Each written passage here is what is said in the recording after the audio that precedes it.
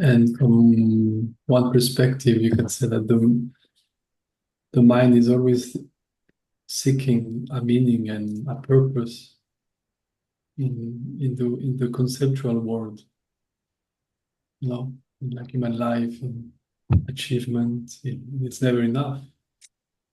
And maybe now that you are kind of slowing down and something has happened, well, you find yourself like, okay, but so what? You know, well, it's interesting. Mm. It's just, I'm curious to know how you feel about that. How do you feel about this? And I'm home and there's not much happening, apparently. How do you feel about this space that you are? It's okay, but I noticed last night there was like a sense of um boredom and question like, am I getting bored? And then the word like cabin fever was there, and then I could feel like there's a kind of an urge to try and fill that somehow and do something, and I'm not doing. I'm just letting it be, and it's like going into a new territory of like just not responding to it. I think before I'd be filling it up with projects or ideas or something. Um, and I'm not doing, just letting that Mm. What if I not happen. said, what if I said this, that the whole thing that you're talking about is about the manipulation of time, Hmm. right? So I just drove back. I just had an hour and a bit drive to get back here, and my GPS is telling me I'm going to be here 2 minutes past three, 3 minutes past three, 1 minute past three, and I'm feeling really, really busy, and yet all I'm doing is sitting there steering the car. Mm, I'm not even really doing that, doing a bit of that, but it mm, felt really busy. Another one that's come up recently is I do this thing called Wordle every day, and I do it with my wife does it, and my cousin does it, and another friend does it, and we just do it every day. And it seems like every time it comes up, I did the last one 2 minutes ago. It's like that for some weird reason that comes around, and it's like there's no time almost between the last one and this one. mm. Because I was really busy with the driving, it's like, wow, time is just dragging out. And it's like when you're bored, it's like time almost pulls up to a dead stop. And it's really, so time is very, very subjective, isn't it? I Mm. mean, I'm not talking about clock time. I'm talking about our experience of time. And part of keeping busy is a way of controlling our experience of time, even though it's not our intention, it's something that actually happens, eh? What if when you were bored, you started to appreciate what was happening with time? That would be really interesting, wouldn't it? Yeah, Yeah. yeah. It's just a thought, just something. Mm. Well, it's my recent discovery. There you go. Yeah.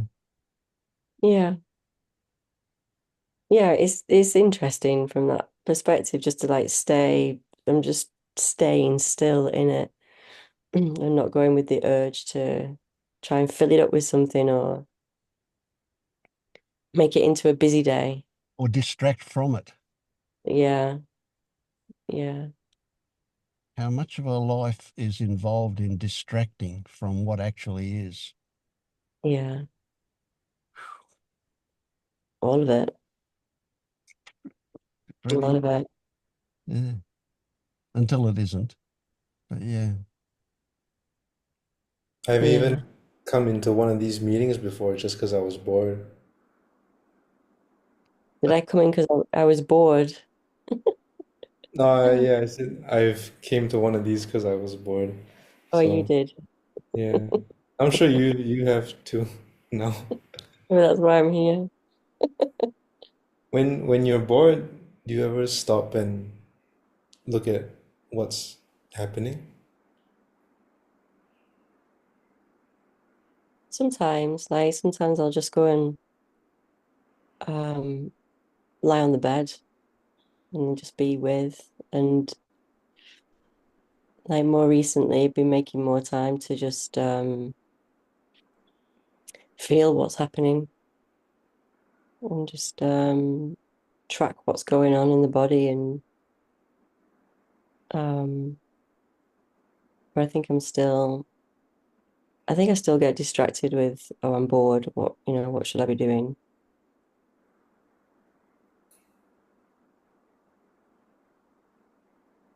Yeah, I mean, when I get bored, I take it as a huge sign that I've been in my head. And then I just look around and it's like, whoa, there's so much. There's so much here all the time. Mm, It's like it's like a show. We fill up our time with TV shows, but it's like you've got the eternal TV show going on all the time. There's so much to look at, and even in one sense, like if you're just hearing sound, there's so much changing all the time. It's so fascinating. You got all these senses. Pretty cool stuff. mm, that sounds good. Yeah, so I'm talking theoretically when I'm talking about boredom because I can't actually remember the last time I felt bored. But maybe that's because I'm really good at distracting and I keep like I don't know anyway. But I see boredom. Boredom is really interesting, and it's a very busy place. Even though it appears like nothing's happening, it's a busy place, and it is a distraction from something. So it's like when you get bored, it's because there is an unpleasant feeling, emotion, something's prodding at you just very gently.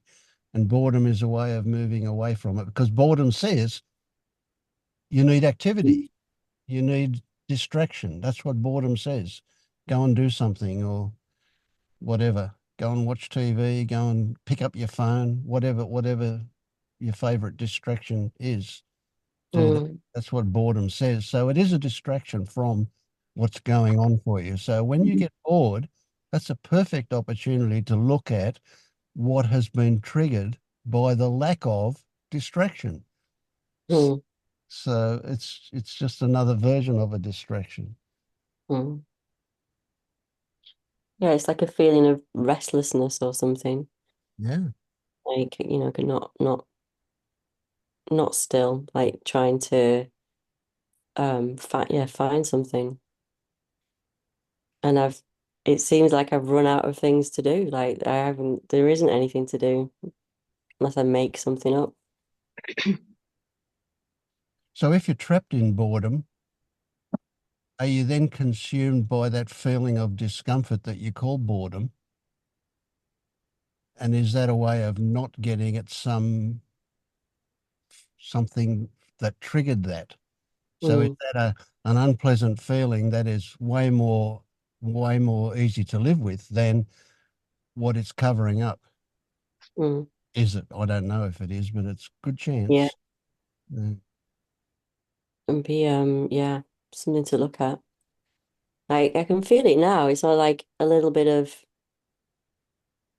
a little bit of a hum of something, like waiting to go and do something or something.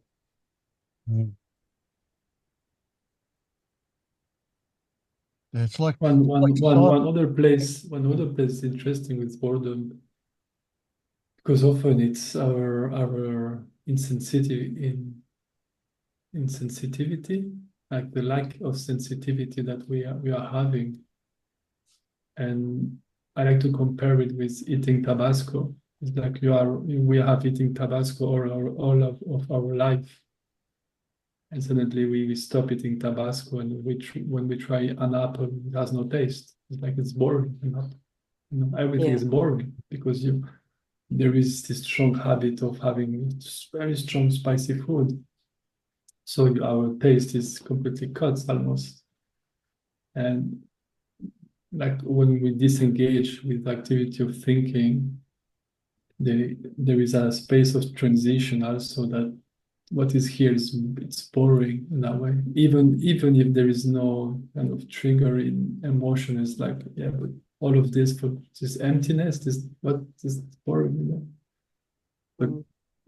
we have to train often our system to feel this space that Tyler was talking about, of this amazingness that is of what experience is by nature, by essence.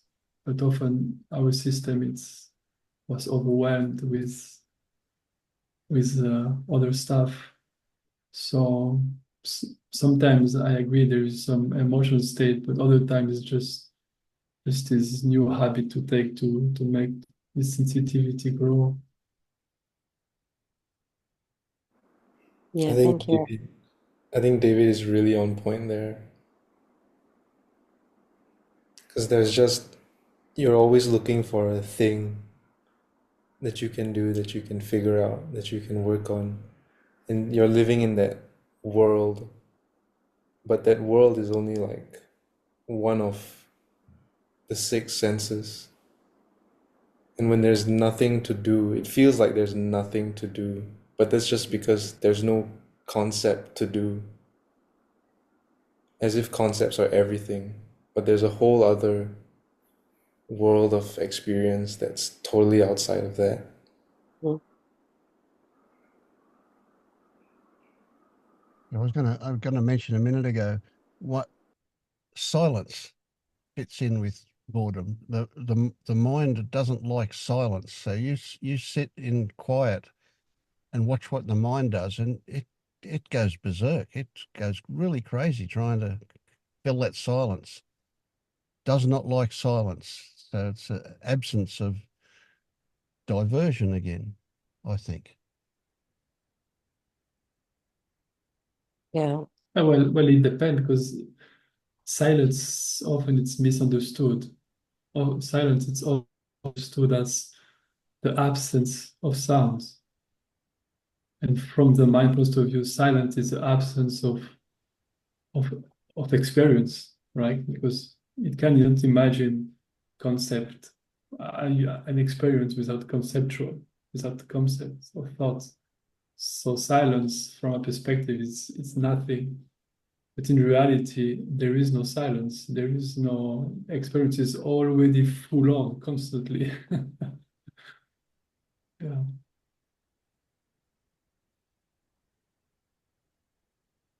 Yeah, that's a good one, David. I didn't think of Mm. that before. That silence isn't really an absence of sound because it's an absence of activity. Yeah, that's good. I like Mm.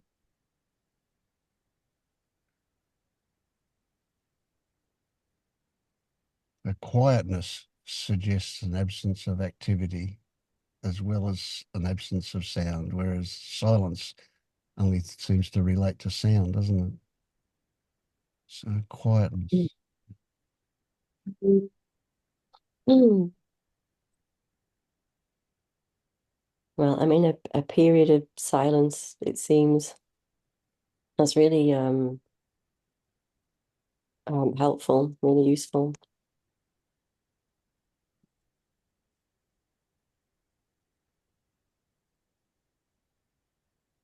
Did you say silence is useful? No, well, I guess it is, but what you're sharing about it is really useful. Like it's helping me sort of reframe this, and whether silence is useful, I don't know. I guess so. I don't know. Hmm. So that whole idea of usefulness is also worth looking at too, isn't it? Because that hangs off that stories about good and Yeah, bad and all of that. yeah, yeah. It's giving like a purpose to what's happening now. Mm-hmm. You can see Yeah. it in it.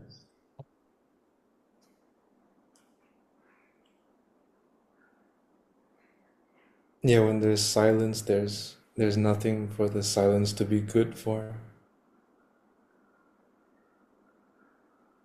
Yeah.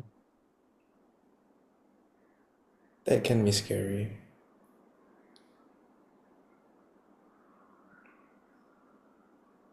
Yeah, I saw a thing just either this morning or yesterday, I'm not sure when. Anyway, it was just a thing on Facebook, and it was about a room that is so quiet that it said nobody could stay in this room for longer than 5 minutes by themselves. That was just the thing about this room. It was like the acoustics were such that it absorbed any sound, and it was just totally silent. But that points towards what you're saying about it being scary. You know, people just, and of course we have sensory deprivation tanks, and we have sensory deprivation other ones. Somebody recently went to a retreat where they had spent 7 days in total darkness, absolute darkness, that they couldn't even see their hand in front of their face, so to speak, and that was a similar kind of sensory deprivation. So, wow, is it that every one of our senses is does distracting things, or I don't know quite how to put that, but yeah, good question. Not any. Mm. Yeah, I heard Pernilla and Todd talking about an experiment where there was an empty room and a silent room, and people sat in that, and they put a little buzzer in it, and they said, you can either just be here in silence, or there's a buzzer here. And so if you get bored, you can press on it, but the buzzer gave you an electric shock.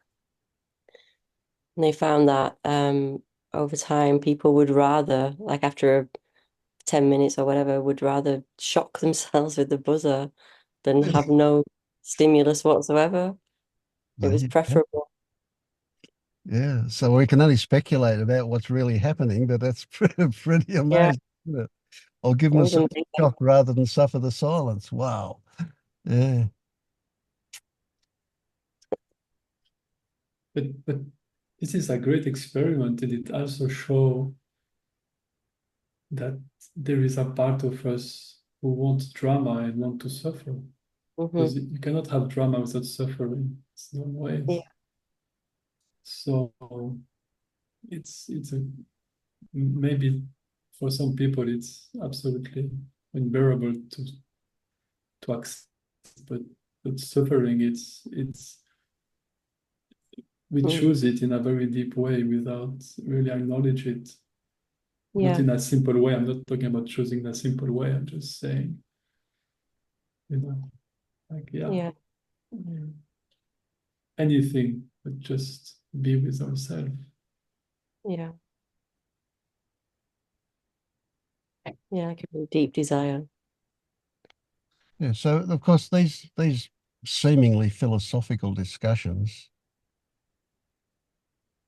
we need to bring them back to our own experience to get something out of them. I mean, it can be just a mind boggle, and that can be an okay thing to get out of it, but so much better if we can relate them to ourselves and our experience. Yeah. I'm really keen to hear how you've been, Fiona, since our last meeting. Hello, hello everyone. Um, the conversation of boredom I can really relate to. I've been in periods of boredom. Um, and yeah, there used to be sort of activity that would arise that I'm like, oh, I've got to find something to do. With completely bored. It's happening less and less. But I do still have a habit of making boredom wrong. As for how I've been doing since past week, there's quite intense emotions but I'm being with quite an intense anxiety. So yeah, taking it day by day. So do you think that's because we poked the bear? Yeah, thanks, David. Something has been poked. What it is, I don't know, but yeah.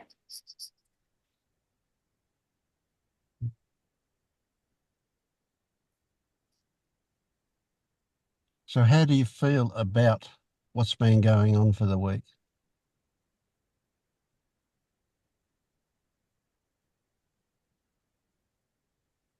Let's start with something gross. Do you feel it's been productive, good in some way, or the opposite, or somewhere in between? Ooh. I probably oscillate of like, oh, okay, this might be opening up something. So there's opinions about it, there's interpretations about it, and then there's also judgment. And the judgment says? What does the judgment say? It's like I'm just going in a loop again. Okay.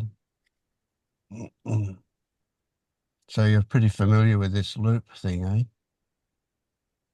Yeah. Been around and around the roundabout. Yeah, been here, done that. Again and again. Yeah. So how do we turn a circle into a spiral?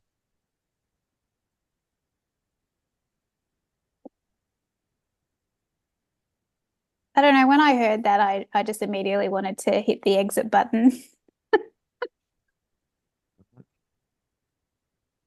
That tells you something, doesn't it? Yeah, because I'm not going to lie, there's been a bit of terror, mild, but it's kind of been in there over the past week. I'm like, ooh, haven't That felt this in a while. that's good. I reckon that's really good, eh? I mean, it's not pleasant, I accept that, but isn't it good that you've been taken so close to something? No. Well, not if you think running away from it is the way to go. But do you get that the only way to work this stuff out is to go through it? That running away from it, no matter how fast you run and how far you run, it's always going to be there like your shadow right behind you. You're going to take it with you. I guess everybody knows that. You know that, eh? Yeah, because I've tried the other way and it's just exhausting. Yeah.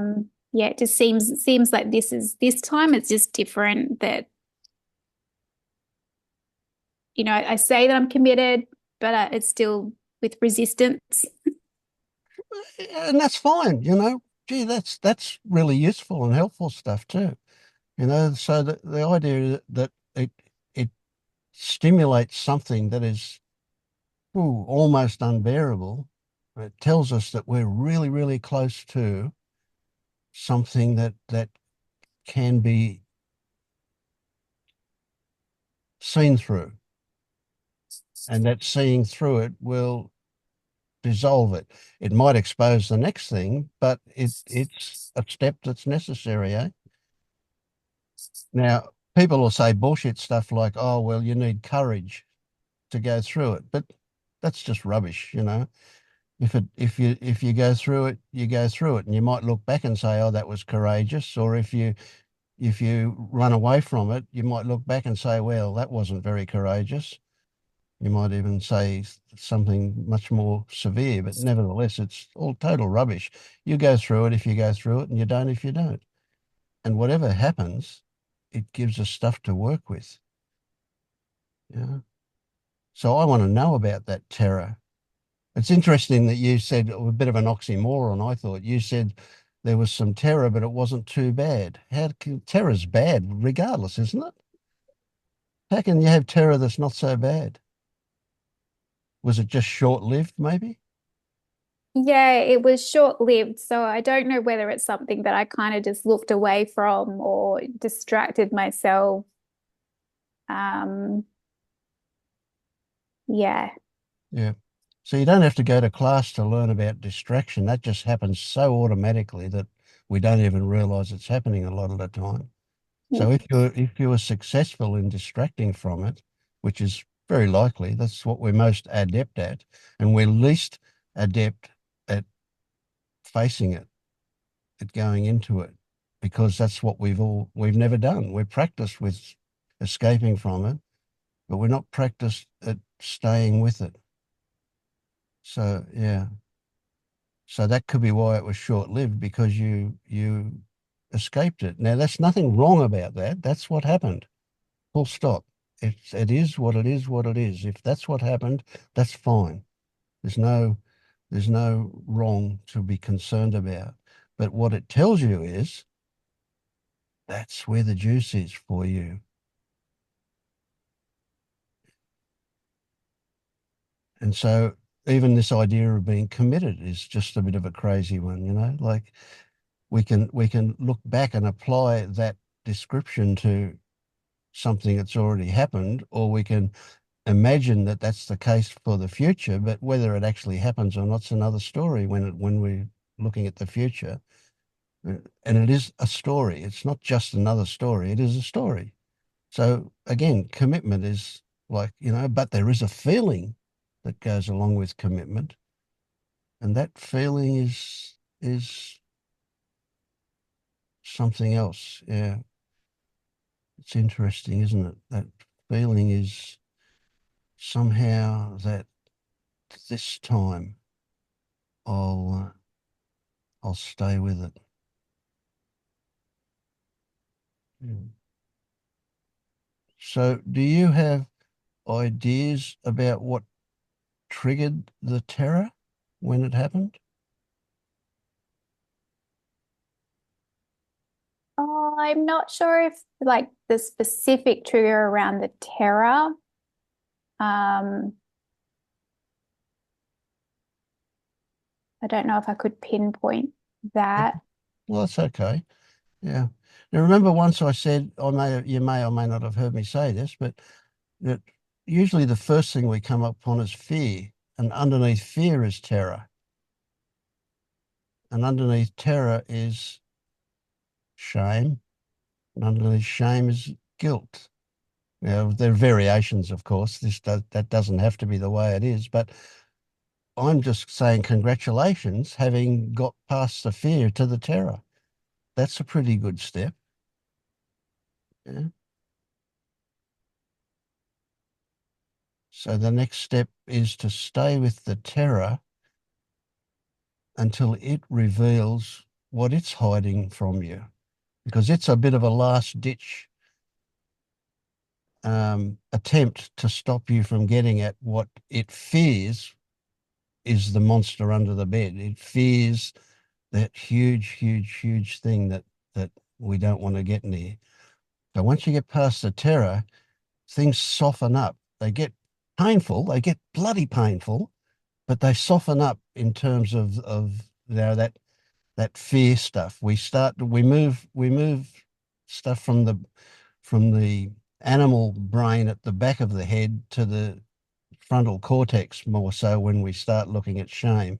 We've got out of the survival mode and we're into an analytical thing when we get past the terror. But while we're in the terror, we're in that brain stem at the back of the brain, that fear, fight, flight kind of survival mode. Yeah. So how did you get past the fear? Did you do anything to get past the fear, or did that kind of just happen? Uh, when you say get past the fear, what like in the past week or Yeah, we're talking about in the last week. So when you discovered that there was some terror, you already got past the initial inclination to distract. You stayed with it to get to the terror. Now, whether you did that on purpose or because you told yourself something or whether it just happened, that's another one. But yeah, you did. So you're saying it just happened, I think.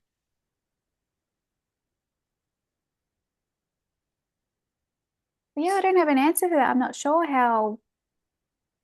So maybe that thing you call commitment was enough to do it. That feeling of I'm sick to death of going around in a loop and not getting anywhere. Maybe that was enough to do it. There could be a whole lot of things involved. But yeah, okay.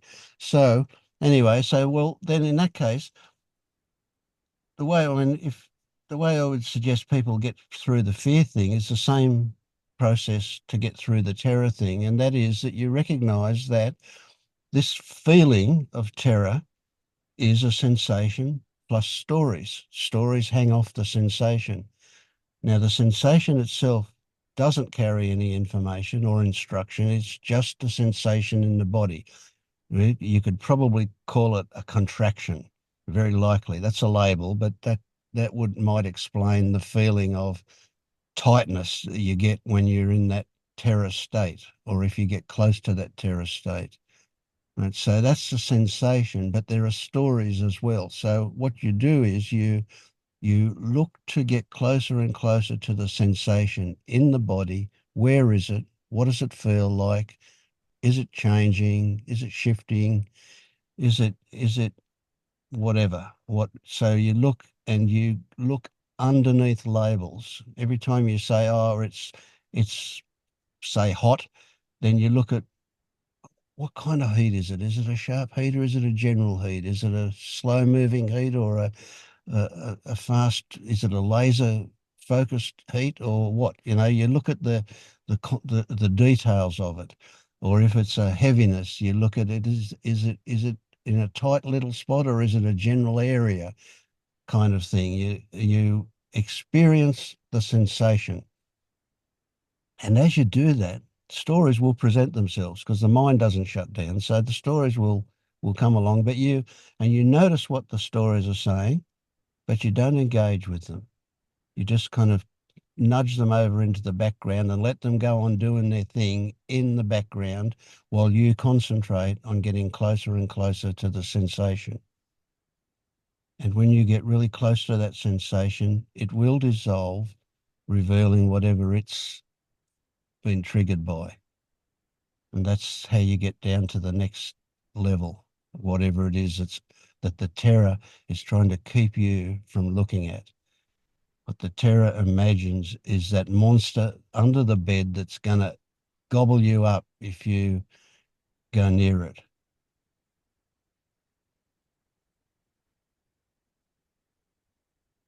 That's the technique that you can play with.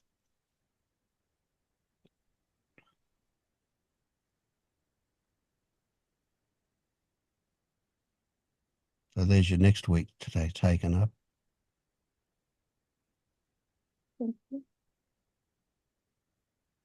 And if things get overwhelming, you can email me anytime or message me or whatever. No worries at all. And you're not alone in this, even if it might feel like you are. You're not. Because, boy, this is stuff that we all have experience of, every single one of us. Nobody's exempt from this. It's part of being human. Yeah.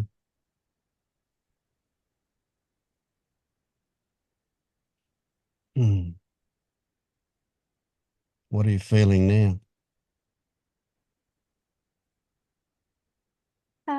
There's sadness there. Okay. Sadness. Yeah. Yeah, in my chest. Right. Heaviness in my chest. Oh, I rather imagine that's what the terror was trying to keep you away from. Oh, she says, oh, what's the first thought that came to mind when we talked about that, when we said that?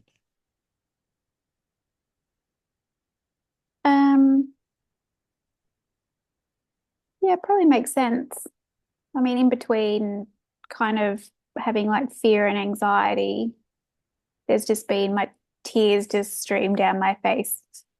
Like it doesn't come with a story. It's just Yeah. turns on, turns off. Would you say those tears are tears of sadness? I presume they're not tears of joy. Yeah, I label them as sadness. Mm.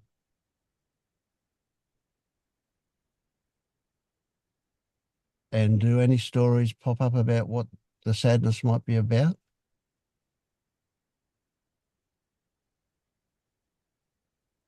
The one that's come to mind is probably a loss of my former life.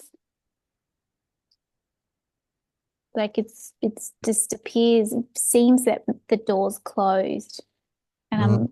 I'm Yeah. in the hallway and there's nothing that's been opened yet. Right. That's that high-powered corporate bullshit life. Yeah. Mm. And you're sad to lose that. Mm. Even though you saw all the bullshit. What are you sad about? What's the loss about? It's not losing the bullshit, is it? Yeah, it's a huge part of my identity. Right, right, right. Yeah. So are you getting the idea that you're not going to like this new identity that's not part of that? I th well, I think I create that, yes. Mm.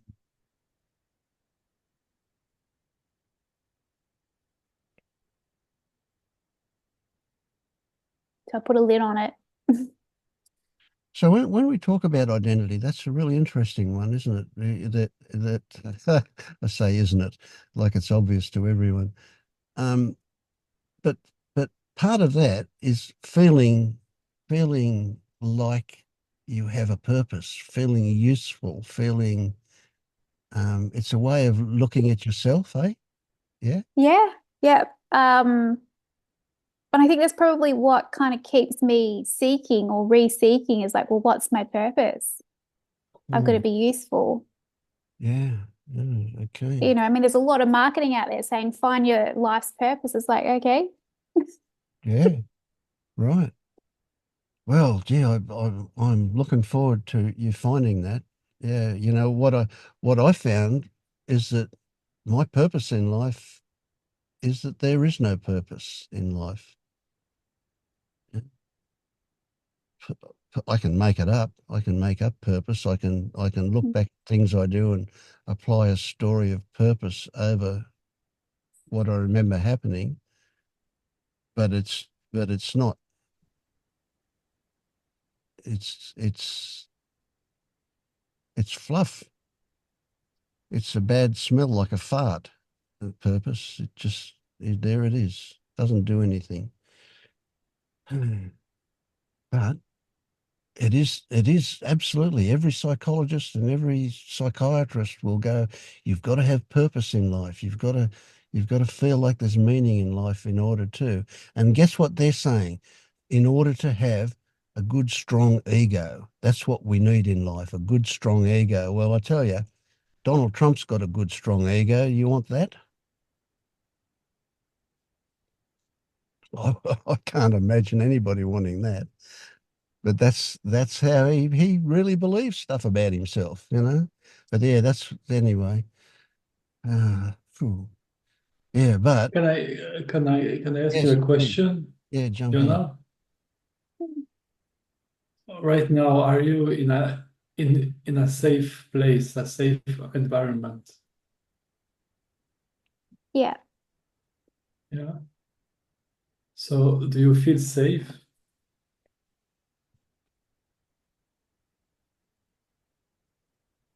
Um, Not fully. Not fully. Mm, So there's a part in you that feels safe and another that maybe doesn't do not feel safe. yeah. Can you localize the part that feels safe?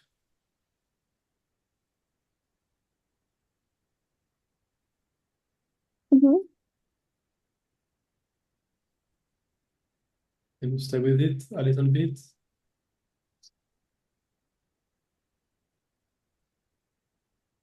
And are you aware that you are present right now? I'm aware that I am present.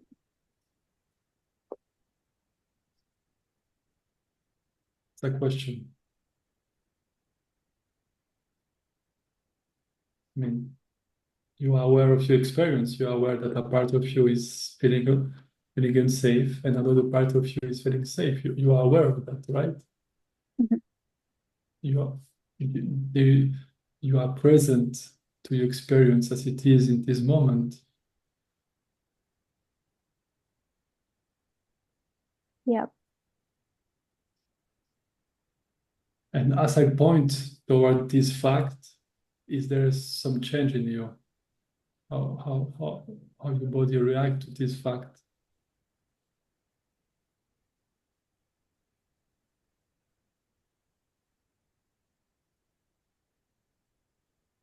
There was a kind of a less of a contraction in my chest, but I think it was kind of fleeting.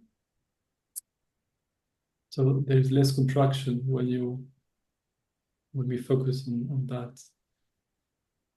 Do you feel that this part that is present to what's happening change? No. So is it possible, or it is a possibility maybe to see that for this part, the there is no meaning but to be what it is already? Does that make sense to you? Mm. And as I say this, how your body will respond to that?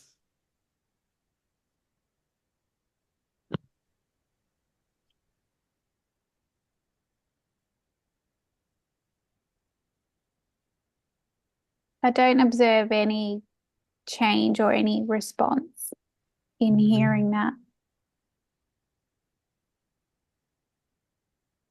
But does it feel clear to you that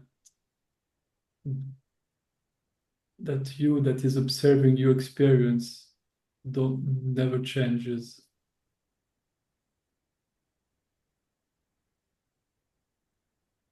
Yeah. Well, one way you can approach meaning is to see that this part doesn't need a meaning, but there is a part in experience that is seeking meaning, Mm. and they are not contradictory one to other. You can find meaning, work, do whatever your system is calling you to do, and find a purpose, whatever it is, to be president or to stay home and be sitting. It doesn't really matter for that is observing experience. So it's not really about not having meaning or having meaning. It's about being clear where you are in the moment. Does it make sense to you? Yeah.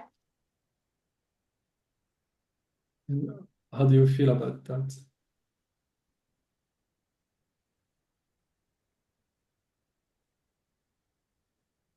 My chest is getting like it gets tighter and tighter. Okay. Okay. Well, we are in that space where your chest is getting tighter.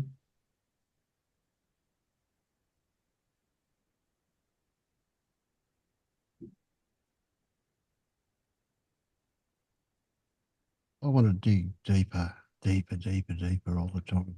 I wondered if that when you first discovered your competency at the job that you used to do, when you first developed a, a good self-esteem as a result of being good at what you did, that in itself was driven by a lack. So that there was, before that, there was a missing meaning or purpose or whatever that you got out of by becoming really good at doing what you were doing in that world. So it's not so much that and this is my story. It's not so much that the sadness is about the loss of what you had there, although it is. I'm not saying it's not, but I'm saying that the sadness underneath that is that there existed something that you escape from by developing that meaning and purpose in life. I always want to go back earlier. See, as an adult, we don't hide things from ourselves in the same way we did as a kid. And so I want to see you as a kid feeling like, well, as a kid with low self-esteem that then discovered a good self-esteem by being able to do that job in the way that you did. I think maybe validation is coming up. Tell me more. Validation of what? When?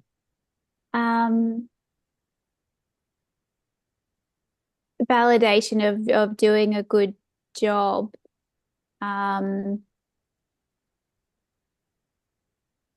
But then, earlier years, I think I craved that validation from my carers, my parents. Yes. And, Yep. even still to this day, trying Absolutely. to do it all by myself, Yep. and still not getting like the juice of the validation. Yes, yes. So it wasn't to say, yeah, let's do this a bit stronger. And it's not to say that you craved validation. That's an overlay to the fact that you felt really bad about not getting validation. So whether you got active invalidation or you just never got validation, but it was the lack of validation that created the craving for it. And so what are the circumstances or the situations that triggered for you a feeling of, what word comes to mind? A feeling of, as a kid, not getting validation. What was that feeling like? Because I mean, a validation is a mental thing, isn't it? So what's the feeling about it? I feel what?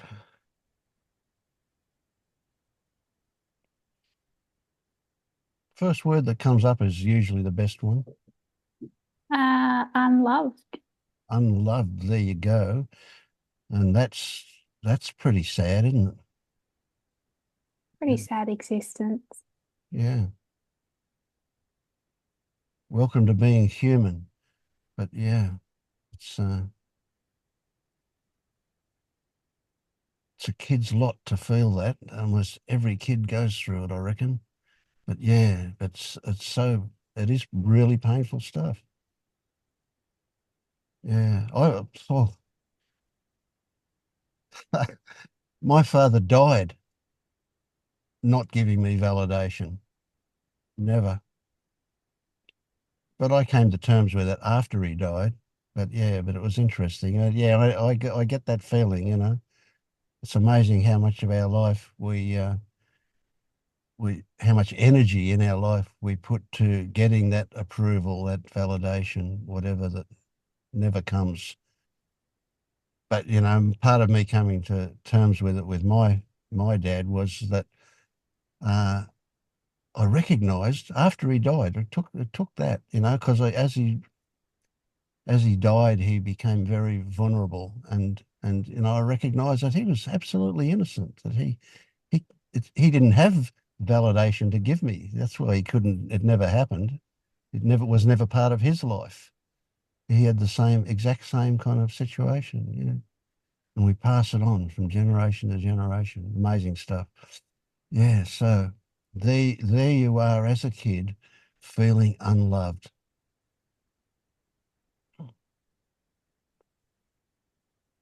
That's the sadness. Yeah. But there's stuff under the sadness too. Right? And this stuff is like you are unlovable. It's not that somebody gave you the love. You are indeed unlovable. So it's your fault. You know, you can feel guilty about the things that made you unlovable. Wow. It's heavy shit, isn't it?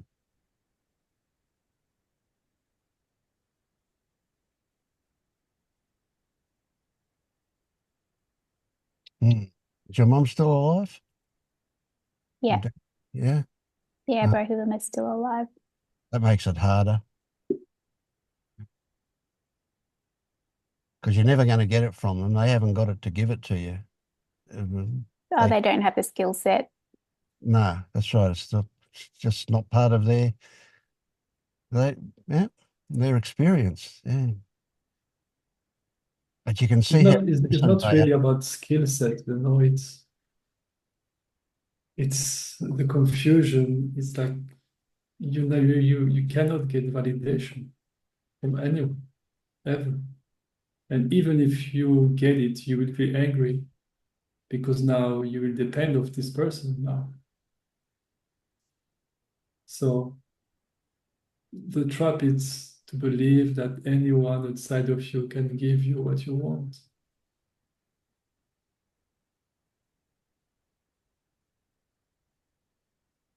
But there is sadness in everything, of course. Just to want that. And there's a whole lot of stories about needing this. So that opens up a whole other can of worms, doesn't it? Yeah, not needing it from them so much, but I look for other external sources for that validation. But just on what you said, David, like, yeah, nothing externally can give me that validation. Leaves me in a space where I have no access except, like, it gives me access to nothing. Sorry, but what give you access to nothing? You know, when I sort of take my attention off the external, you know, people like, well, I hope this person gives me validation. Like, it just, there's nothing. Get it. Do you remember this part of you that is aware of your experience?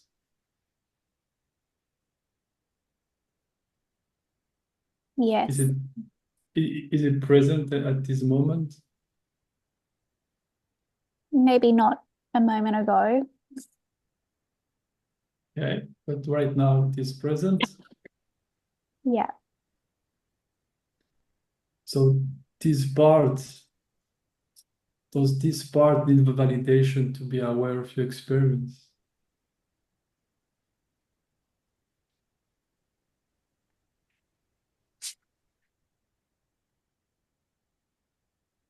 No.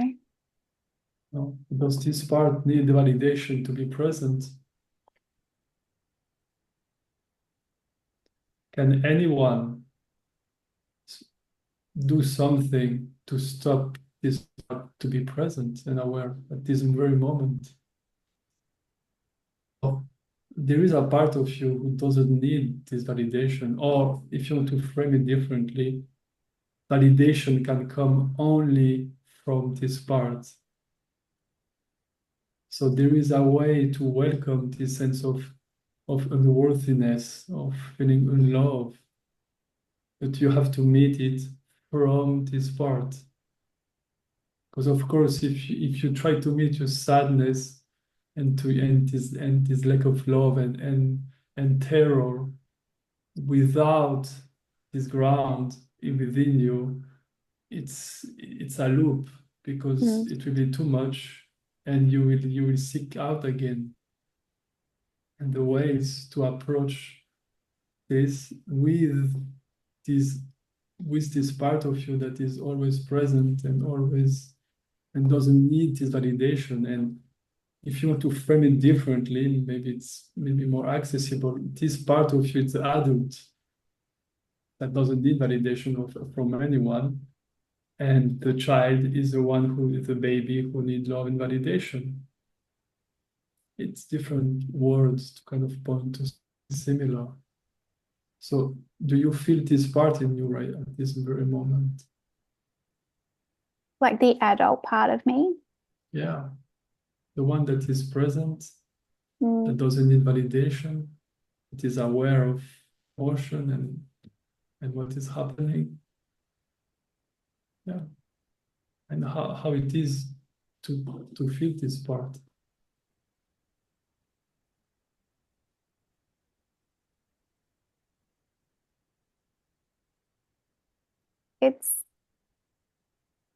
It's more in the background. It's reassuring that it's more in the background.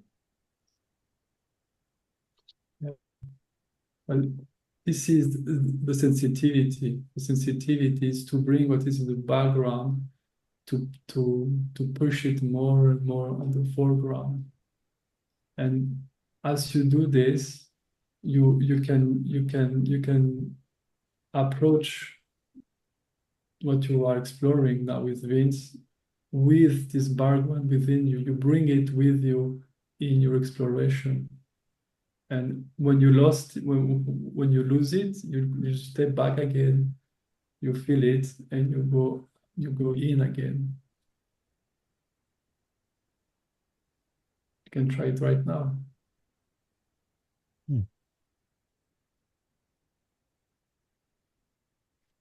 So you said that I mean, the words you said was that your parents didn't have the skill set to give you that validation, and that they weren't emotionally equipped, however you want to put it, to do that. So it's easy to forgive them. What about forgiving the young Fiona, the really young Fiona who was unlovable? What about forgiving her for doing things that made her unlovable?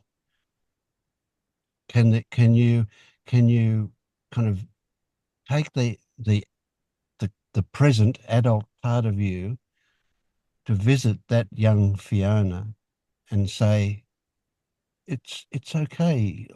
I recognize that you were responding to the way you saw things. You were young. You didn't see the bigger picture. Can you take the adult part of you to that really young Fiona and give her forgiveness for what she might have felt guilty about, for being an unlovable person?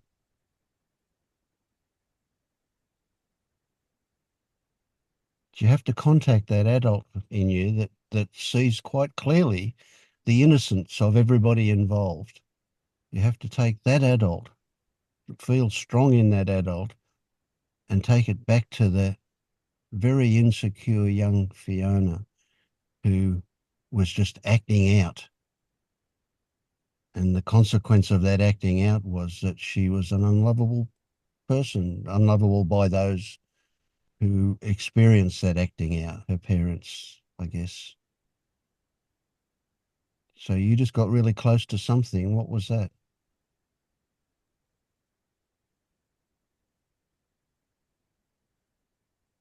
There's just a whole lot of sadness.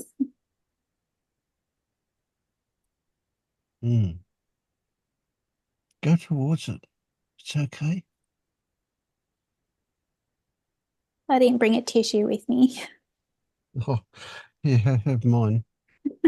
It looks like it's been used, Vince. It has. All right, here's a clean one.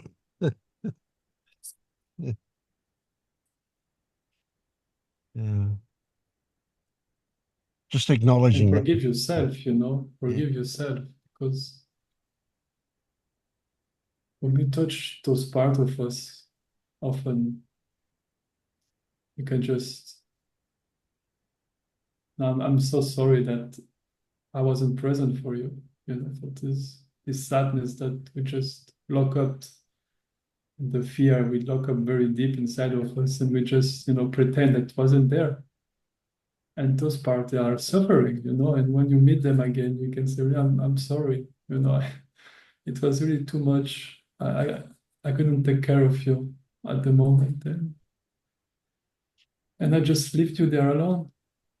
But now I'm back, you know, now I'm here. Now You're I'm making me grown, cry. and I am in a different place.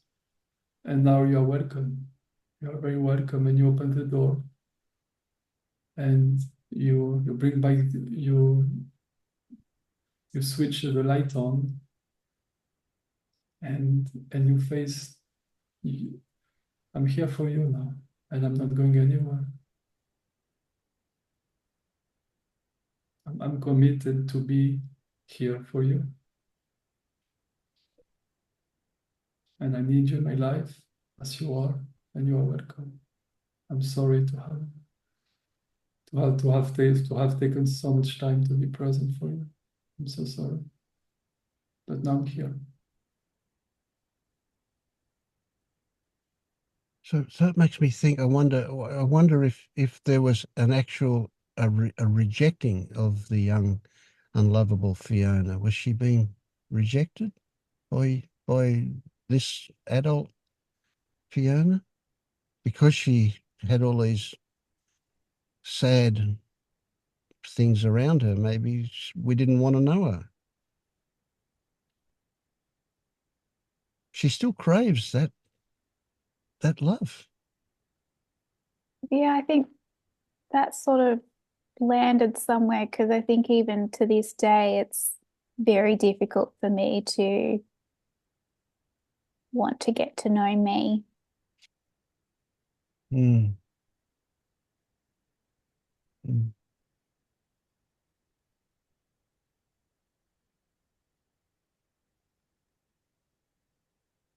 I really appreciate that even if it is difficult, you are willing to do it. And this is a very big shift.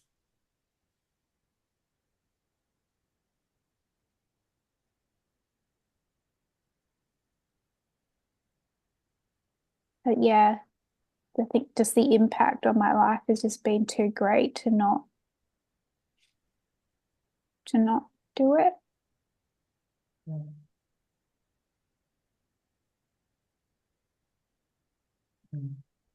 It's happening. It's happening as we speak. It's happening it's happening now.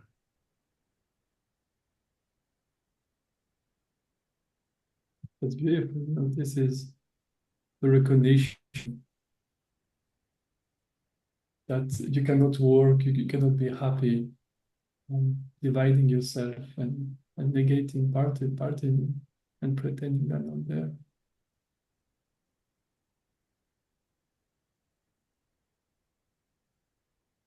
It's beautiful.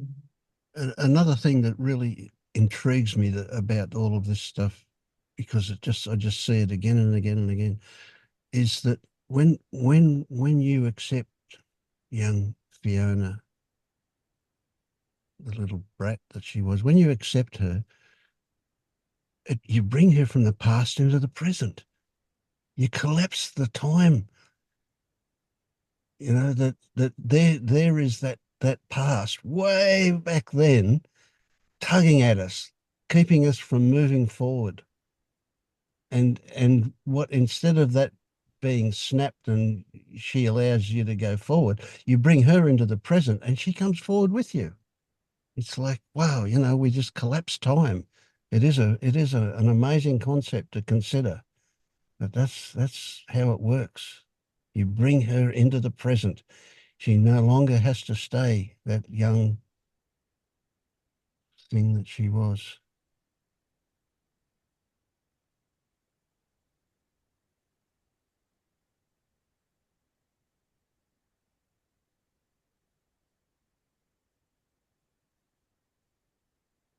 You become a time traveler. How weird is that? Yeah.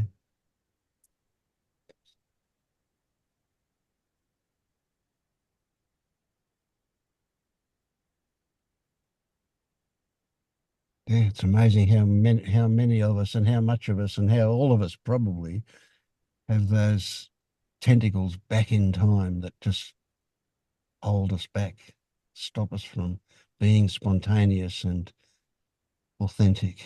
Yeah.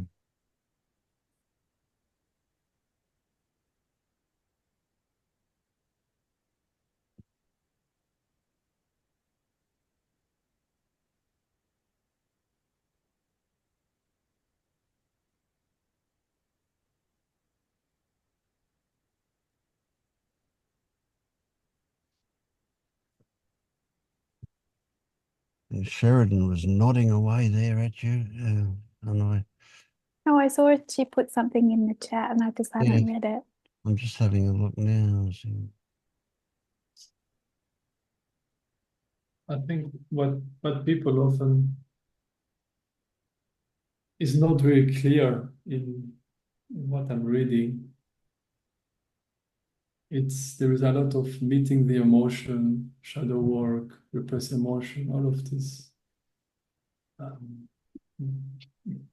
this theory, but I don't feel it's highlight or clear enough that you have to meet a difficult emotion with enough resources to feel them. Otherwise, if you don't have resources to meet them in the moment, it just get overwhelmed again, and the pattern of avoidance repeats itself. So I just want to highlight the importance to have resources, and the resource can be outside, can be us here, can be something, but it's very important to have a resource to meet difficult emotion. It's really essential. Yeah, I don't think I have had like the right resources.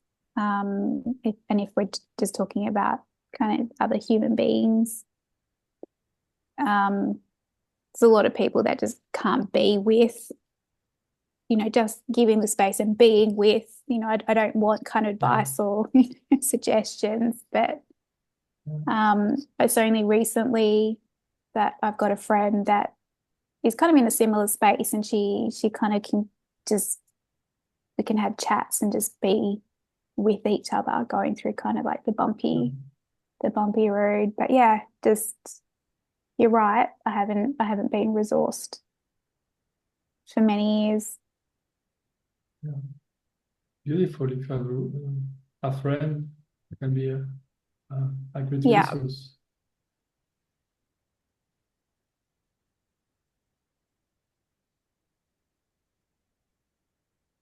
And those chats you have with her are explorations. They're not just words that go back and forward. They're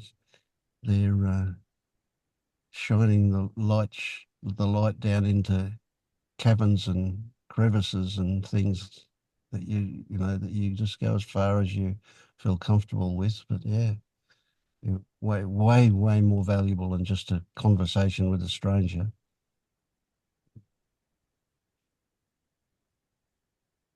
Yeah, you say being with, and I really love this this way of framing it. It's really beautiful. And I feel this group here, it's my feeling, it's this joy to being with you.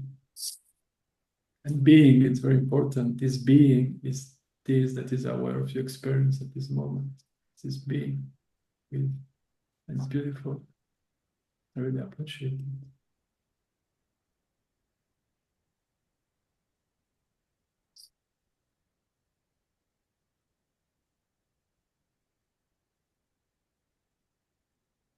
How would you approach this, Tyler? Because I know you're not big on emotion. You make an emotional response to that. What do you mean I'm not big on emotions?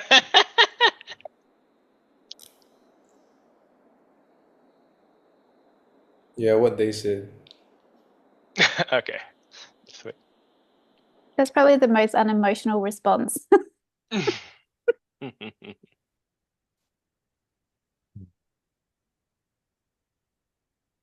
Nothing to do with emotions, but feel them, I guess.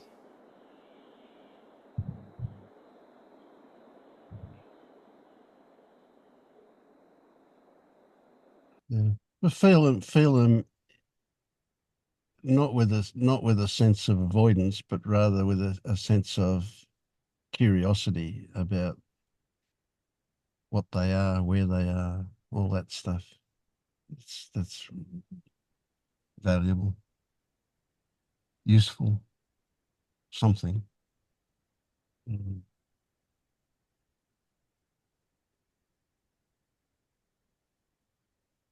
You're taking a lot of notes, Louise. How are you?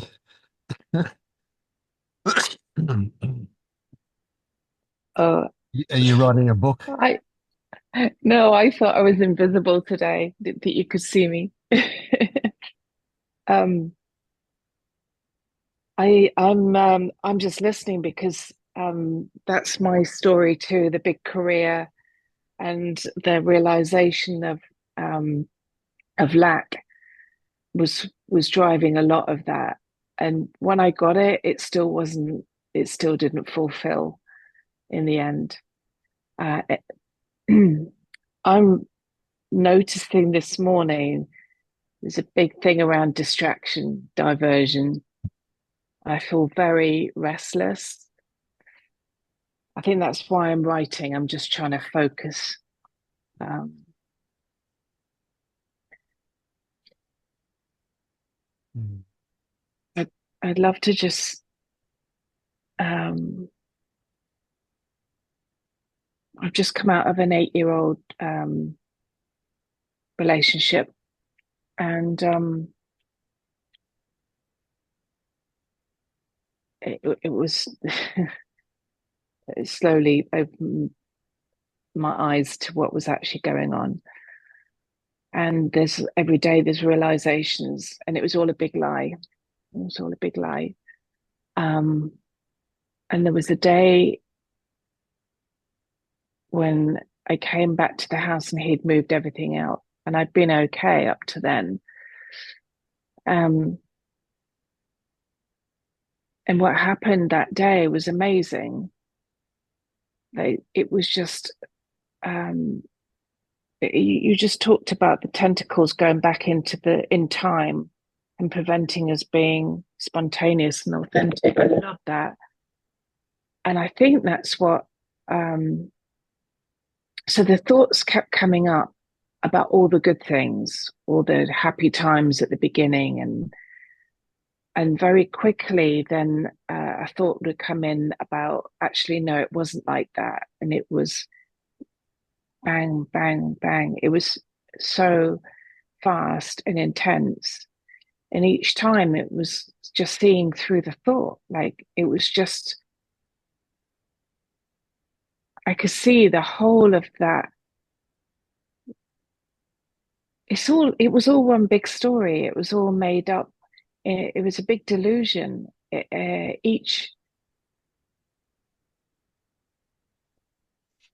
like it's not a bad thing. Like it's just, I could see the,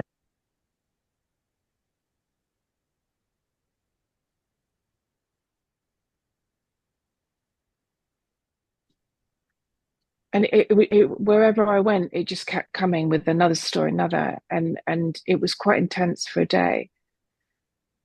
And the next day, it was just really quiet, really quiet. And today is just a bit agitating.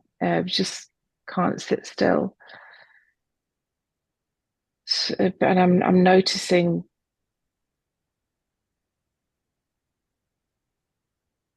trying to get away from the body today. It's feeling very uncomfortable, very uncomfortable.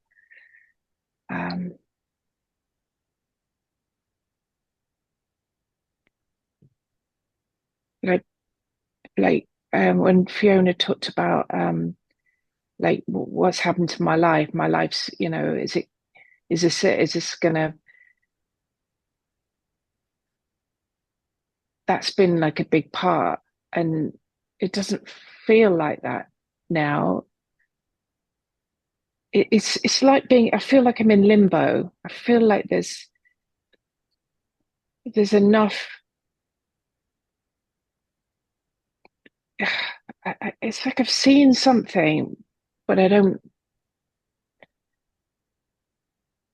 like, is this it?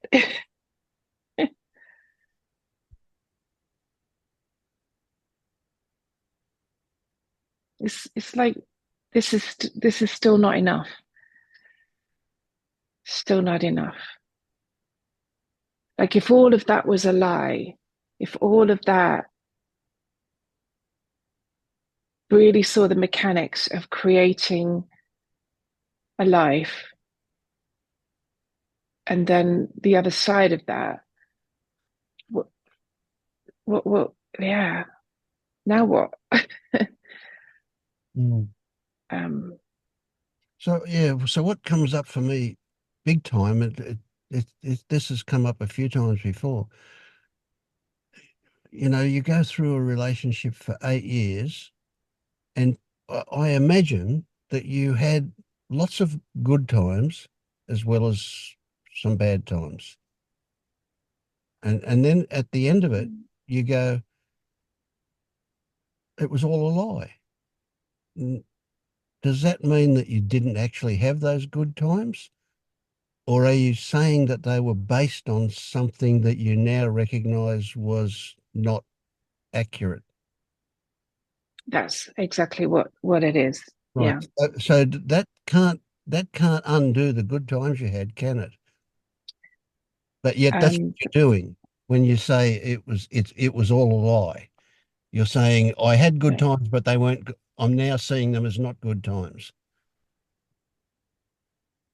It's more about the unhealthy nature of what was going on and how Okay, so this is a story I that you've avoided. overlaid the thing when you look back over it. Is that Yeah. be accurate? You've overlaid this story that says it had an unhealthy aspect to it. That a whole lot of the things that I believed were untrue. Yes. Yes. There's that a layer of story. Yes, and That's new. yeah, what you're doing now is a huge layer of story. Is it not? Do you see that? It feels like it as I'm talking about it. It feels like nonsense. Yeah. Yeah, yeah. Yeah. Well, let's Yeah. not judge it as nonsense. Let's just say that it is a post-it note in Penilla's terms that you're applying to your memory of the experiences that you had. That would be fairly accurate, would it not? Yes. Yes, it would.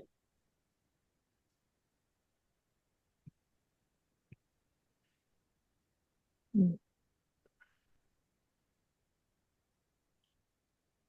But let's not add a post-it note to this and say that doing that was wrong.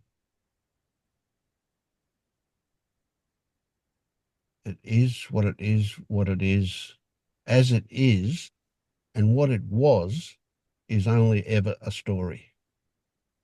A memory story, but a story. And if we apply meaning, that's additional to the memory. And it changes our memory too.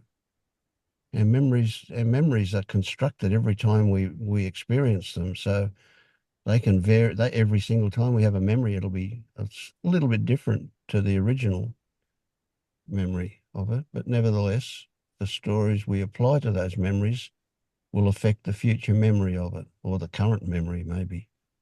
But yeah. Yeah, that's what it feels like. There was an experience then, the experience now, or the memory of the experience is different. So could I presume to say that that experience, whatever it was, let's not worry about the details of it, but that experience has changed you in a way that you might say you've learned something from it. Yes. Yeah. Yeah. So Yeah. you're And that's where, yeah. yeah, Yeah. you're now a different Yeah. person to what you were when that Yeah. happened. Yeah. Mm. Which Yeah. means I you're way less wouldn't choose likely. that again. Yeah, you're way less likely to get back into that situation. Yeah. Yeah. But that's much more simple than what was happening here. Yes, yeah. And because the mind loves complexity. Oh boy, it's so good at that stuff, isn't it? Mm. Yeah. Yeah. So say you could write a whole book, and it'll be like a Ursula Le Guin saga or something that you would write about it. Yeah. Mm. So what right now, right in this very instant, right now, as I ask you the question, what are you feeling? Or how are you feeling? Might be a better way to put it. Very tight, very like my stomach, and it's Right, just uncomfortable. Yeah. right. So what does it want to Yeah. do? If your stomach could impel some activity, what would it be? You would jump out of your skin. What would happen? How would you put it? Run. Run Just from, run. run from what comes to mind first thing? Uh, Run from, run to, run, uh, run I away. don't know. I don't know. Oh, I'm scratching. I'm just itching. Oh, itching for, itching for. What are you itching for? Oh, itch, itch. Just just Oh, that release, just that like yeah, just to feel that yeah. calm. Yeah, just that peace, which I know is there. Right, but Yeah, it's just you're oh. scratching, aren't you? Scratching is not going to give you peace, is it? No. It's just going to inflame it a bit more. Yeah, yeah. So what's required for you? What are you itching for? What's required to give you that lovely tranquility, that peace and calm, that what you yearn for? What do you need for that?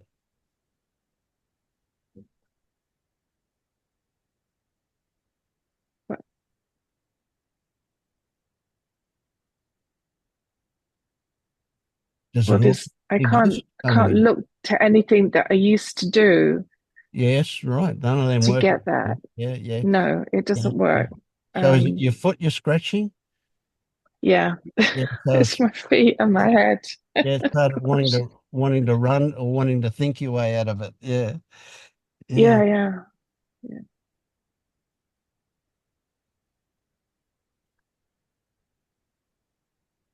So something's got to come out, hey?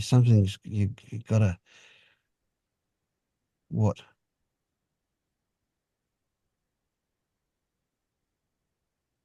Well, just noticing that I'm doing this is like it's quite new to notice that I'm in this, that this is happening.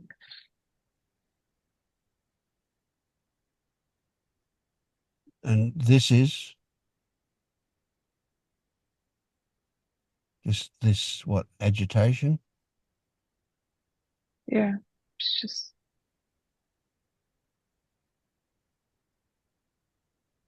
But there's something about it, isn't there? What is there about it that's happening? I get the feeling that you're oh saying that it's good that this is happening, but it's uncomfortable but good. Is that accurate? yeah, yeah, it is twitching and yeah, Yeah. It's like, wow, you're almost it's ready to burst out of your skin. What would be, oh,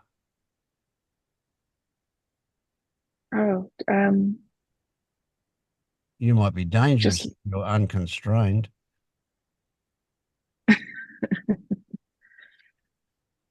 No, you don't believe that, do you? no.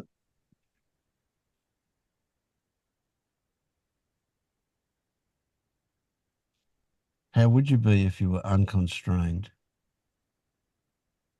If you're absolutely impulsive, how would you be? Well, more flowy and um, um,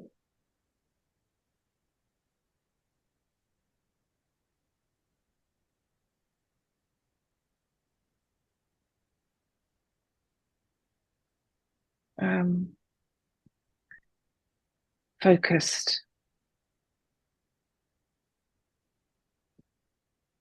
slower. Focused on what?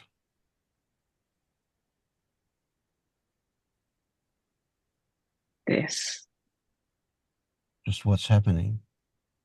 this. But you are really quite focused on what's happening, aren't you? I get the impression you are.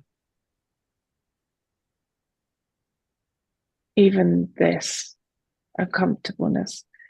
You're very focused on that.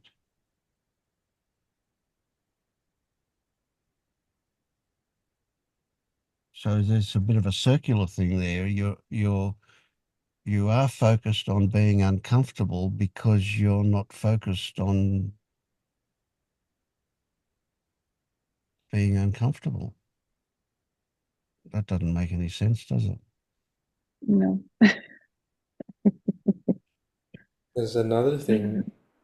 I think Vince asked you why you're so agitated, and you said because you need peace, right? Because you're yearning for peace. Is that what you said? Yeah. But then why are you yearning for peace? Why do you need peace? It's because you're feeling agitated. I don't want the agitation. Well, why are Yeah. you agitated? Say again?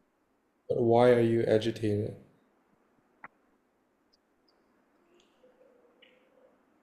I don't know. What do you feel that you're seeking right now? Isn't it peace? Yeah.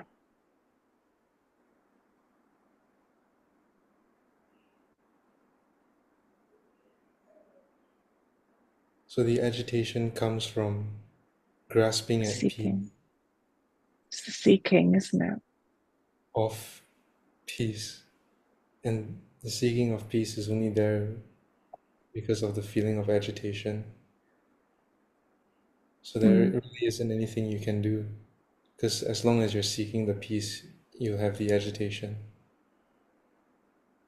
And that's how it feels, chasing my tail. If I had one. Could you just stop?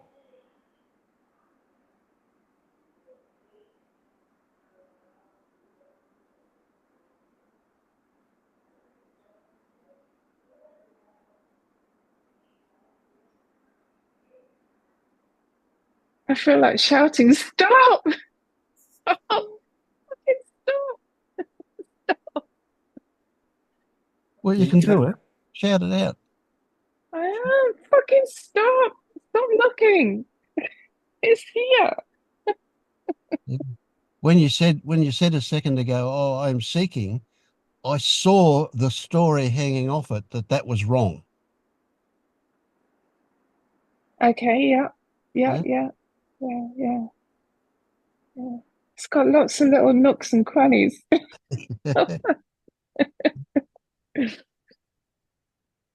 So again, we got this. One way you can approach this, it's with like silence, you know. Like music is silence is in movement. And silence is music at rest, is sound at rest. So it's a little bit like this agitation piece and what Tyler was saying. It's really important, you know. But one way you can be useful, maybe you can say, this, like agitation, is what peace look like at this moment. The mind will never accept it, but there is some truth in it, maybe that can pour through. Yeah. The peace is that the agitation is just showing At up this as moment, at this in this moment, moment. moment Yeah. can be something else, but this is how peace feel like at this moment.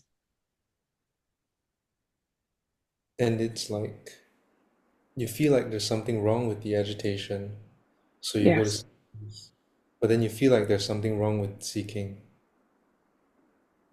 so then you're back to being frustrated. There's nothing wrong with any of it.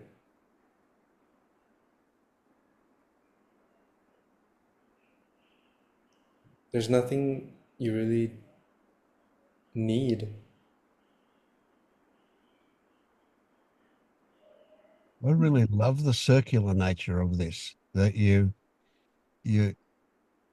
feel that there's something wrong with that you're feeling that there's something wrong, that you're feeling that there's something wrong, that you're feeling that there's something around and around. It's a habit, isn't it? It's a habit. Everything is judging everything. It is a Yeah. habit. So is it going to stop instantly, go away and never come back? Phew, that's a bit of a dream, isn't it? Or is it more likely that you'll just start recognizing it when it happens, and that as a result of recognition, wow, it's so powerful, that as a result of recognizing it, it will lessen the inclination for it to happen again until pretty Mhm. quickly it'll only be occasional that it will happen. And when you do recognize that it happened, you'll find it funny because it hadn't been happening so frequently. But that's been my experience about it. Recognition is just magical, absolutely magical, what it will do. Yeah. Because there's stories involved in it, but they're pretty good stories. The recognition of it that it's happening, and the story that hangs off that was, wow, I saw it. And the recognition that hangs off that is, well, that's not what used to happen. That's good because, so, and then there's stories on stories on stories everywhere, which way we go. And, but the recognition Oh, is just so good. Yeah. So oh my gosh. Yes. The stories of the recognition. Yes. And there's like a story of, oh, well done, you recognize it. And now what? yeah, exactly. Yeah. And they never stop. They never stop while you're awake. Yeah. Yeah. Oh, wow. Yeah, but they change and they happen less, Mm-hmm. so on. But yeah. Yeah. I mean, an old story is, well, it's kind of, it's true, but it's not helpful. The old story that, well, that piece is always there. It's always there underneath the things that we use to hide from it, um, or hide it from us. But it's like that's not really a useful story, even though it kind of is true. That it's easy to access that piece, and so one of the techniques that you can use, one of the things that the skill set that you can develop, um, homage to David there, is that you, when you do feel that peace, those, even if only for a moment, because they'll often in the beginning only be there for a really short period of time, when you do experience them, kind of notice it in detail. Notice where it is in the body and what it feels like and so on. And you look for something that you can kind of grab hold of. And so in future, if you just try and remember that thing, it will bring back the whole feeling of peace, right? And when I say bring it back, I don't really mean bring it back. I mean, it will bring it to the surface. It will Yeah. it will push out any agitation and any other stuff, so you'll get better and better and better at experiencing that feeling just by doing that, remembering what it feels like when you've got it. Because you will have it. You'll have it many times in a day, but sometimes it's only for a second or two, and other times for longer. But when you get it, Even throughout the conversation that we've all had, there's been moments yes, of that piece. yeah, yeah, And grab a hold of it. and just Yeah. it's just making me laugh that even the feeling of agitation is peace in disguise too. It's just like there's an expectation that peace should feel a certain way. Yeah, yeah, that's Yeah. yeah. That's why I love And it. I just It brings in these yeah, different perspectives. I just love them. Yeah, they're great. yeah. I tell you what's been really helpful this week is you on the last meeting you talked about when you catch yourself diverting or you notice you're diverting, you just smile or you laugh. And I've been doing that. This has been amazing. Mm, Absolutely amazing. yeah, yeah. That changes Yeah, habits really quickly. Yeah, that's good. yeah, yeah. Oh, thank you. Mm. And enjoy your scratching. Yeah. It's just yeah. I many years ago now, God, almost 50 years ago, I got discharged from the Navy with dermatitis. I had a medical condition called exogenous dermatitis, and I still have it. It comes and goes. And what I discovered with that is that hot water. I love hot water. I get in the shower and make it so hot that it would almost, and put it on, and I get this wonderful orgasmic feeling where that dermatitis is when that hot water's on it, and I only bear it for a moment, but it takes the itch out of it straight away, Okay. and it stays away for quite a long time. It is really, really great. Yeah, love it. Thank But you. don't put it on anywhere where the itch is not there, otherwise you'll burn yourself. Yeah. Cool.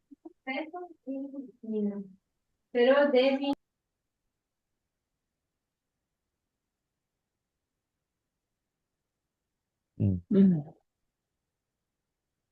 Mm. Yeah, it is really cool that you just see what you thought the problem was and what's actually happening, and suddenly there isn't a problem anymore. Well, right this moment, there's agitation, but there's more of an ease with the agitation. It's And just is it as much of an agitation, even if it's the same feeling? Or no, yeah, it's just a no, feeling. and it's softer. It's a softer agitation. Yeah. But did the physical sensation change?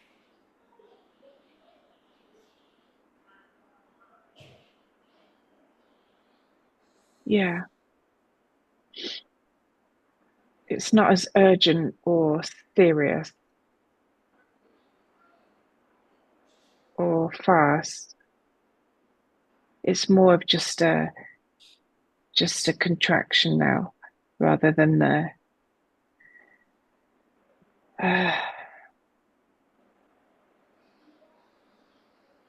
there's less fidgeting.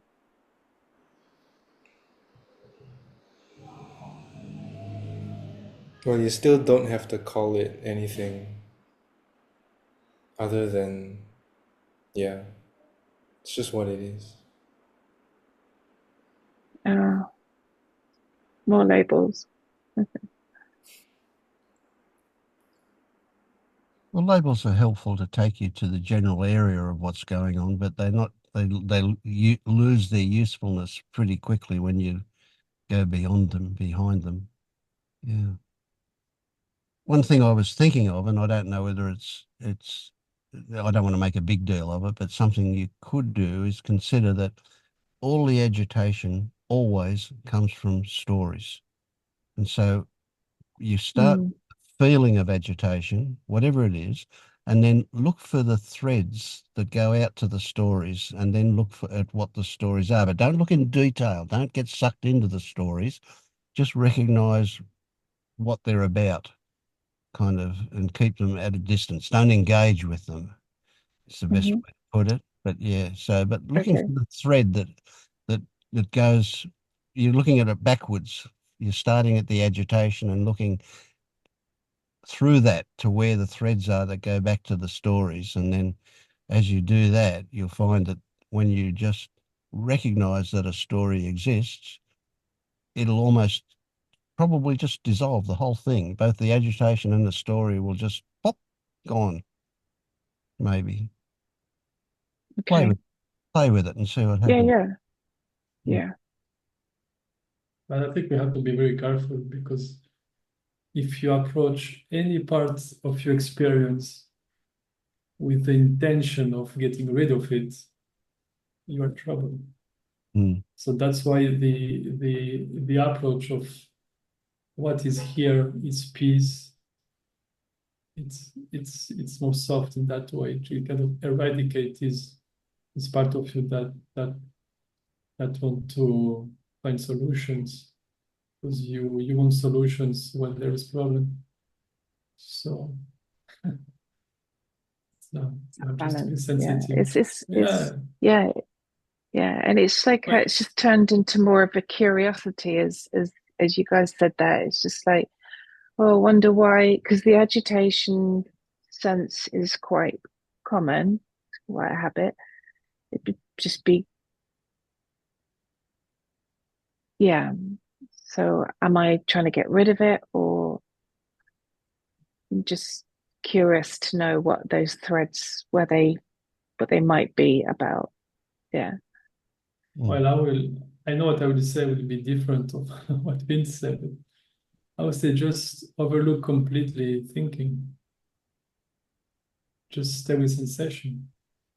And you can stay with a sensation so much that even the sensation disappear. Because Okay. even sensation are stories. There is no sensation to be found anywhere. Well, of course, everyone finds their own balance and Yeah. everyone's intelligent. You get a feel for how things work. Yes, so I would, yeah, I can go along with what David said as well. But yes, if the idea of getting rid of something occurs, then that's there. That is there. That is it. But don't judge that. But recognize that if that becomes the prime aim, it defeats the purpose. It's not going to happen. Mm-hmm. Or if that whole thing is to get rid of it. What I'm saying is what I want to emphasize is it's the understanding of it that you're looking for. And if the idea of getting rid of it is there, well, that is there, but push it into the background. Don't make that the prime part of it. But of course, that sounds like something you can do, and it may or may not happen anyway. Yeah. Yeah, it's just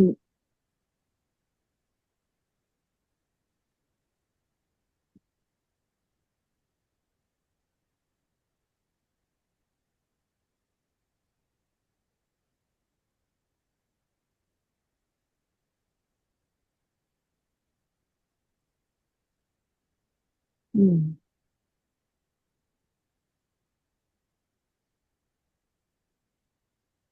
it's just that allowing of it's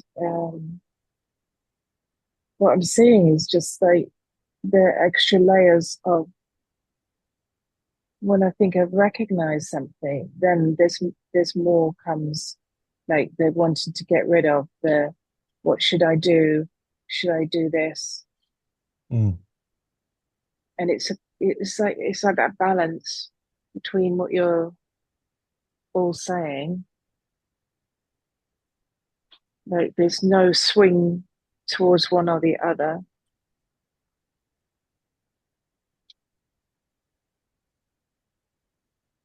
And that's great. I think one general rule, it's when you are in the space of one or the other, it's you are confused. It's always everything.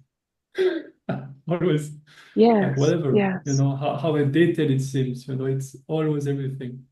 Every option possible, well, here they are. So if they make sense or whatever, even if it doesn't make sense, like what is paradoxical by nature. So it accepts everything. It accepts every contradiction. So whatever works for you, whatever you feel at peace, even if it seems contradictory, it's fine. Just go with it.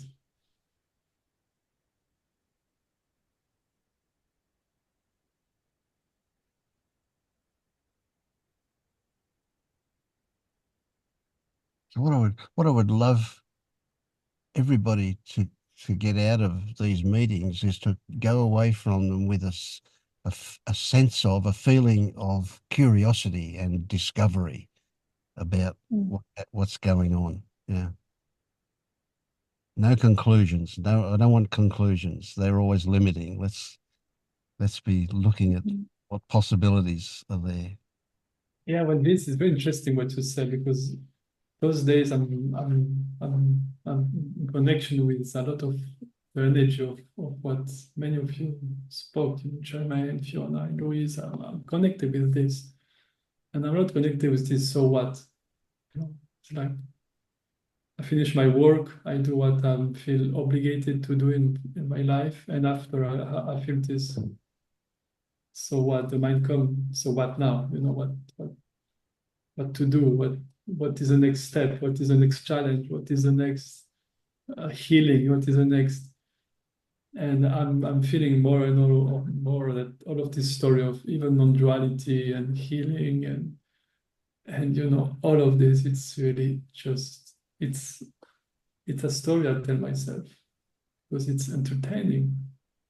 Because because now it starts to fall away, and I'm in touch with this. So what? The mind, it's unacceptable for the human mind that experience, there is no conclusion anywhere to be found, and it's unbearable for the human mind. It's just no. There must be some conclusion. I must arrive at some. No, there is this infinite moment right now, and there's nothing behind it. There's nothing before. There's just this shining forth, and it's beautiful. And this is the part, right? The mind don't accept it, and it's fine. It makes us itch at times. And it's fine, because when I move to, I have to eradicate this, but I'm in trouble again. It's simply this shining forth, and nothing after.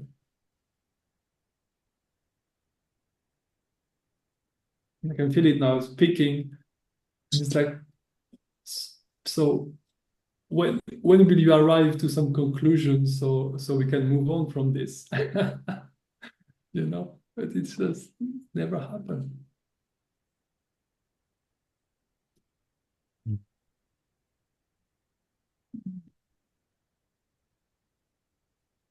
How have you been, Leonard? Quite fine. I had a very interesting experience at the weekend. On Saturday, I went to Berlin to meet my sister. And yeah, she had asked me if I want to come because there was something called a sober rave, which was like a party in a club, but for people who don't consume drugs and don't drink alcohol, which is something quite rare because usually, like, Berlin is very famous for techno parties, but usually everybody is, or nearly everybody is, drunk or on drugs. And it was kind of a thing because before that, I thought it could trigger a bit, like because for a long while, like this whole music and going to a club was associated for me with my consuming of drugs and this kind of rather destructive lifestyle from my past. And then, and actually I didn't really want to go there, but then I noticed that I was imagining, and maybe I will feel like that, and maybe I'm going to be stressed by so many people, and maybe yeah. And then I just understood, no, but that's just like, it's just a fantasy, you know, and I don't want to be with the fantasy. I want to really see what it's like. And that's kind of also at the moment my actual understanding of curiosity, like not accept the image that the mind creates, but like really go into the situation.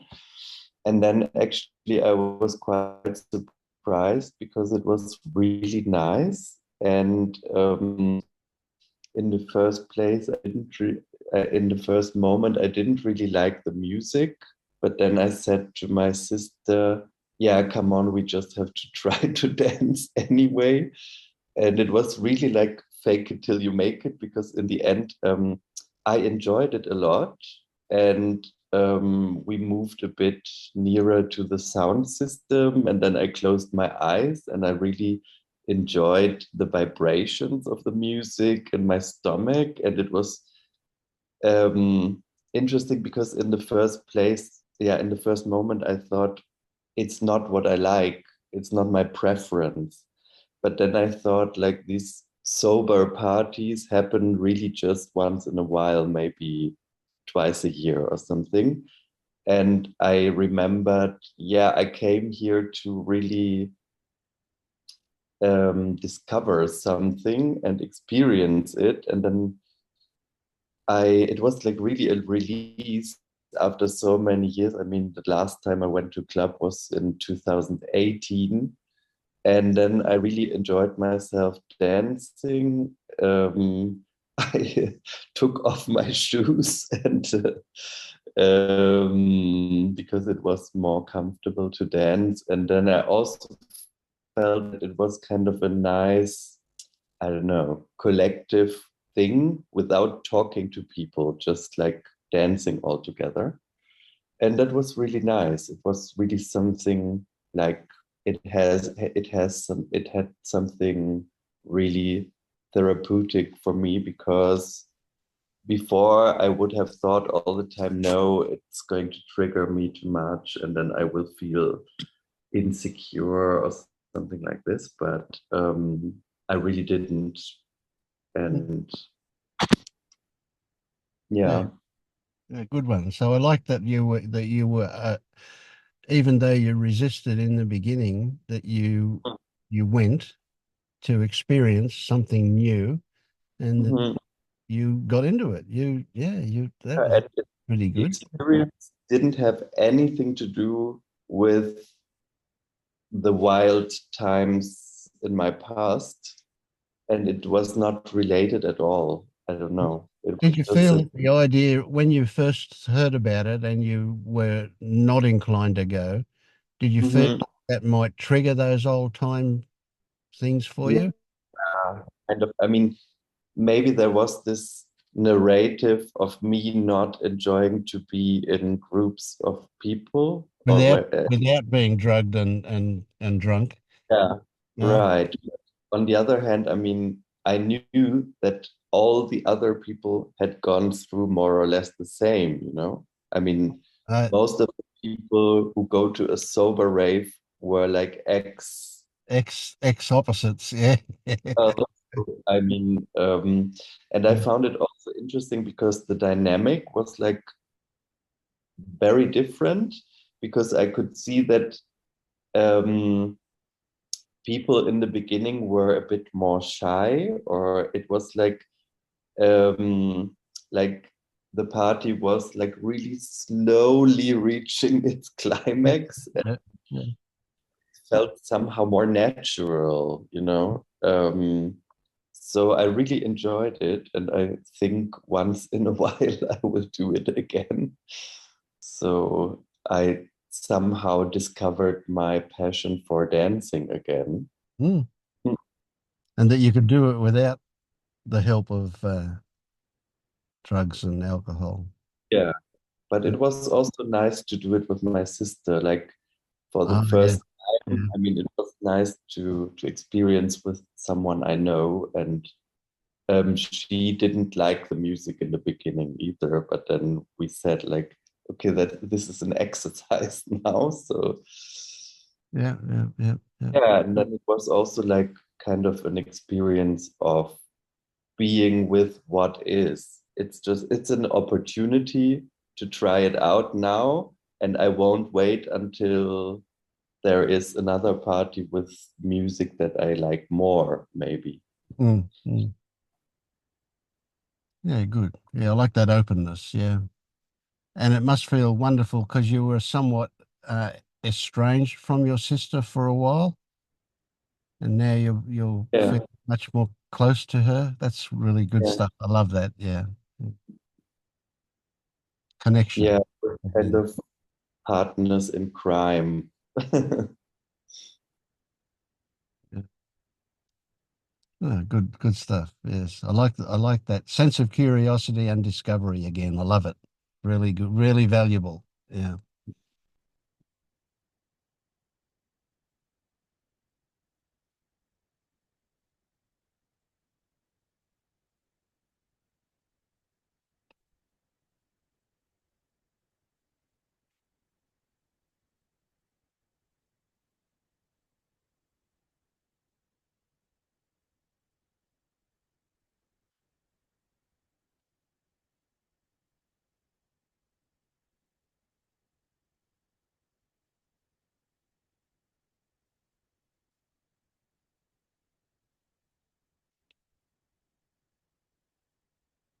Oh.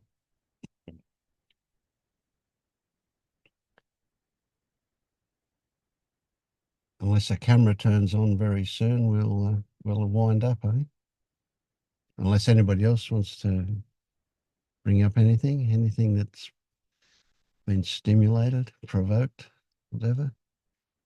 Go for it. How do I lose interest in thought? Ah, good. Well, that's well put. Oh, dear. Right. So immediately comes to mind that there's a story that's what should happen, or that there's value in that, or something along those lines. Yeah. Yeah.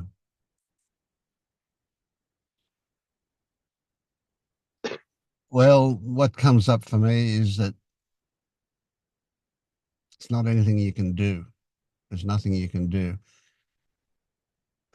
For me, it was about recognizing that most of my thoughts were bullshit.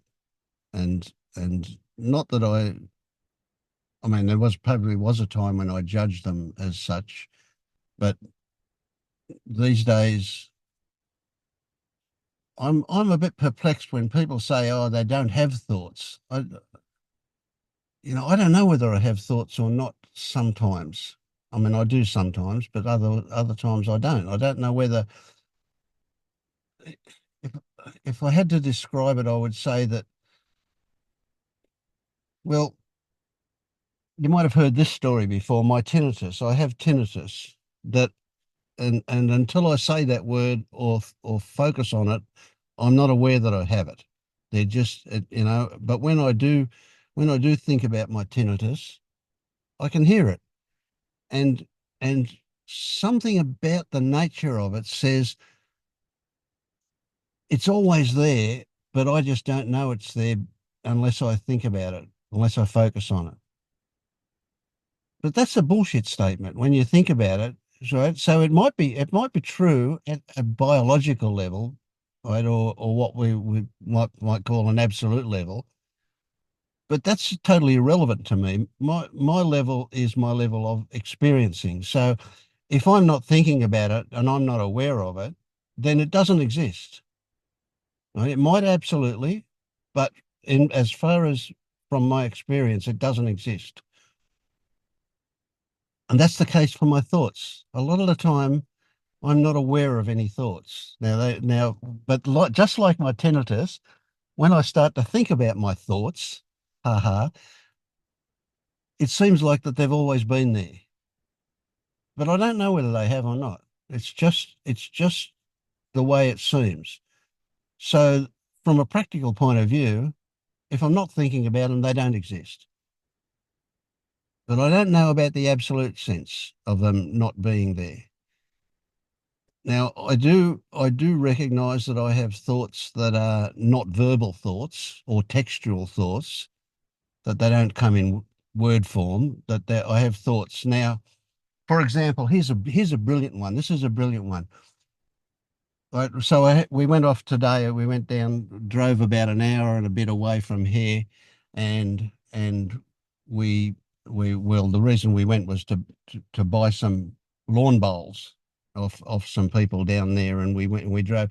We thought while we're there, we'll have lunch out. Right, so we went to a Thai restaurant and we had lunch. Great, I love Thai food. Oh, I love it, and I asked for extra chili, and I got some really nice fresh chili, but chili makes my nose run. So at the end of the meal, I get the napkin and I blow my nose. And my wife is disgusted with me doing that at the table. So she says, don't put it on the plate, which I've done before. So I put it in my pocket. Right. So I've got this table napkin that I've filled up with snot and it's in my pocket. And I'm driving home and I recognized that I had the image that when I got home, I would get out of the driver's door of the car and I would go around the back of the car, past the wheelie bin, and I would drop it into the wheelie bin on my way out the door to get the computer to come back and start the meeting. That was an image that I had, like a movie, a little movie. There were no words involved. I could describe it in words, but the actual thought occurred to me as a movie. And I frequently have that kind of experience where I see things happening in my mind, and I could probably only describe it as like that's the intention. That's how it will occur when the time comes to do it. So so I have all these kind of weird thoughts that occur in a whole lot of different ways. But I don't have thoughts that say, Vince, pay attention, do this. Those kind of thoughts don't happen anymore, because when they do, I just laugh at them if they do happen like that. But I can't actually remember the last time they did happen like that. Well, they probably have. I don't really know. So your question doesn't make any sense to me at all. I don't know how to say that. I'm imagining that what you really mean is how do you not engage with the thought? How do you ignore the thought that demands your attention? Maybe. Is that what you're really asking? Or do you really think that there should just be no thoughts at all there? In which case, I imagine that you're not human. You're I think it's a bit of both. Something. There's a bit of both. Yeah. But that's Like- all. You go. I go, are you sure? Yeah, I'm looking forward to it. Go. No, it's already a thought. Like, how do you lose interest in thought? Right. You really believe that you can ask that question and we can give you a thought that's going to help you with that?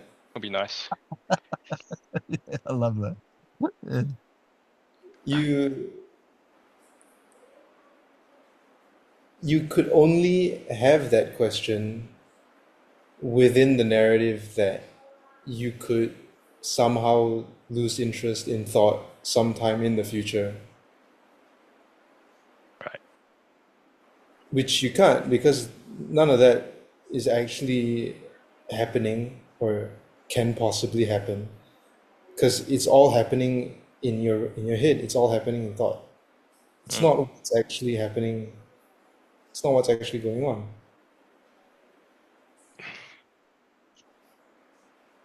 So they talk about surrender, and then a lot of people ask, how do you surrender? You can't,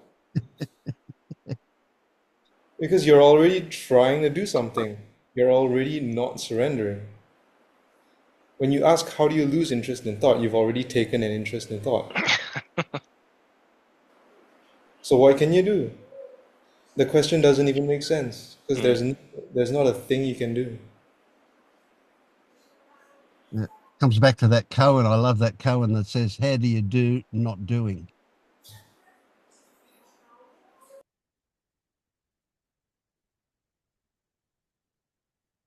So really what I imagine, see what I would like to describe, or what I, anyway, for me, it's not about not having thoughts. It's about what is your relationship to your thoughts.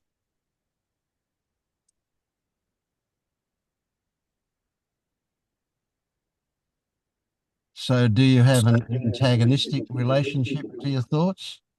Does that mean bad? I don't know Like, about, yeah, is there aggression or conflict or some of those kind of things involved with it might be in an old thing where someone told me they don't have thoughts, and I was like, oh, I'm kind of envious. But oh, they're full of shit if they told you, I reckon. Yeah. Yeah. but okay, yeah. but yeah, okay. I understand. In a weird way, Tyler, you told me how to be uninterested in thought. Okay. Did I? Yeah, Cool. because it's within that thought realm anyway. So just let it be. Yeah, But you, definitely, yeah. And you know you have no control over that stuff anyway. Mm. But if we plant the seed that they can exist like that itch that I just touched on my nose or whatever, that they can exist like the breeze when you walk outside, then you can have a relationship with them that's fine. And then you can have the relationship where you're curious about what it is you're having a relationship with. But thoughts aren't just thoughts. That's just a label that is pretty general, inaccurate, really. That there's so many different kinds of thoughts and so many different levels of thoughts and so many different intensities of thought. All that stuff is just forever changing. So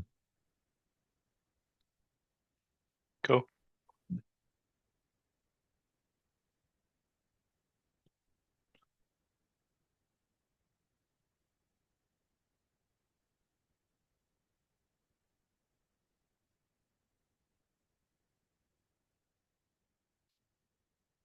Stelios, you turned up about 2.5 hours late for today's meeting. So Really?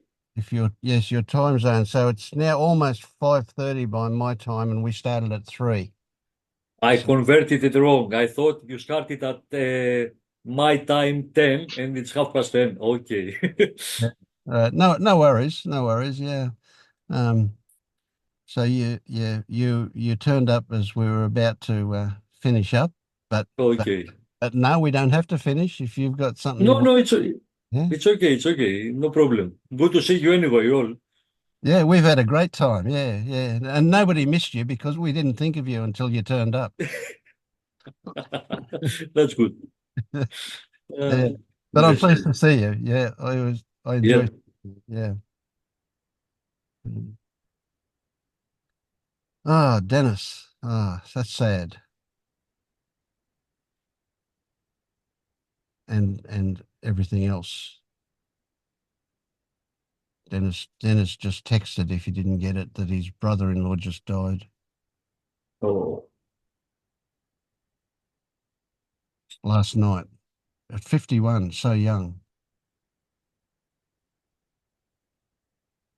Yeah, Dennis. so now Dennis will be even worse. No, Not necessarily. Good stuff. Good things might come out of it. A lot of good things come out Yeah. of dying, but yeah, the sadness. Yeah, and Dennis, of course, my heart opens up. Yeah.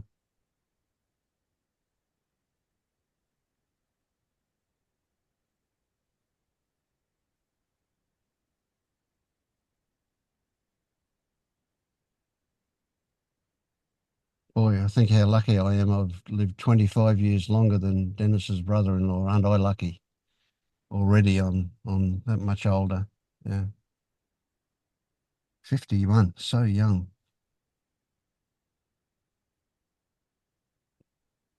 And they didn't expect it was sudden. He said It was sudden. not sick. Yeah. Oh,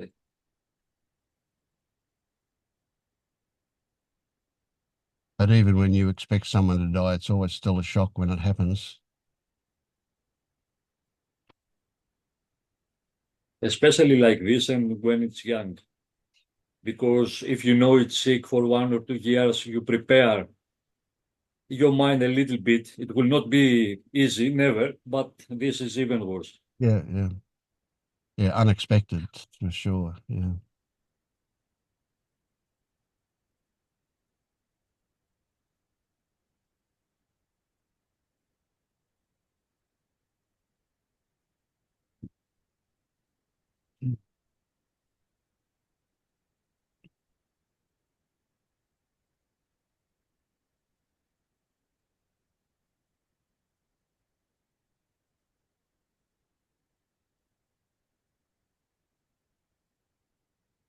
It seems sacrilegious, weird word that is.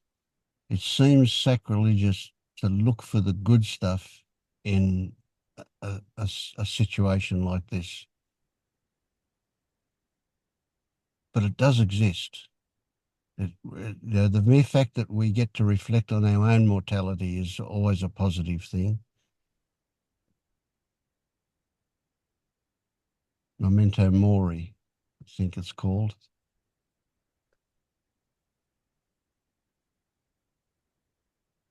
And of course, we all go through life expecting that we'll die as an old person, but of course, we can walk in front of a bus at any age, can't we? Exactly. You can never know.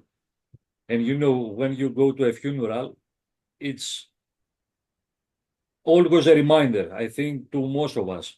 Maybe we forget every day that tomorrow we might hit by a bus, but funerals remind you that, okay, it's today, maybe tomorrow, you never know.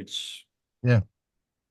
That's the positive Well, way of thinking in this negative situation. yeah. And out of that comes a deeper appreciation for what we have got. Exactly, yeah. Yeah. And this is automatically, you don't have to go to the situation. You realize that my friend gone, my brother is gone. I don't know when it's my time. But then we forget it again after a week. Sure, yeah. We forget it again. Yeah.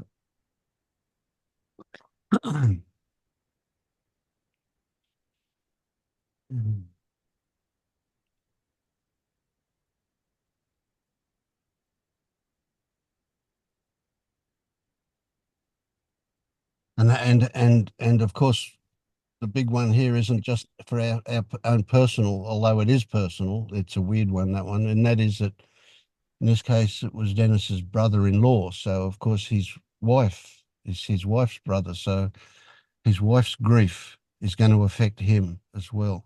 Yeah, and it's always, but yeah,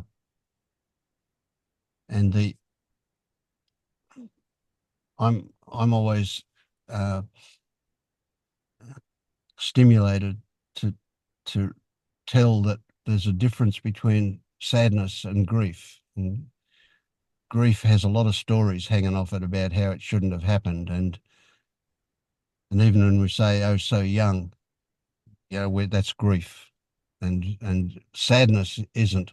Sadness has no stories. Sadness is just a bodily a, a bodily release, I guess. And yeah. It's pure and positive. Yeah.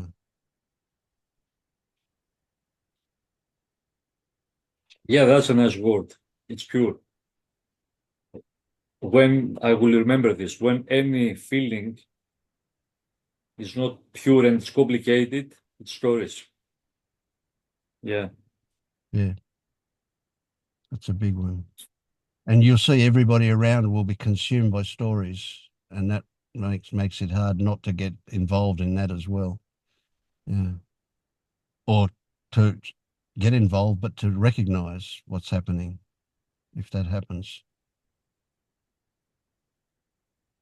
I mean, people don't want to hear the positive things, so you don't say that. Yeah. Yeah. And to you too, Dennis, absolutely. Big time. Mm.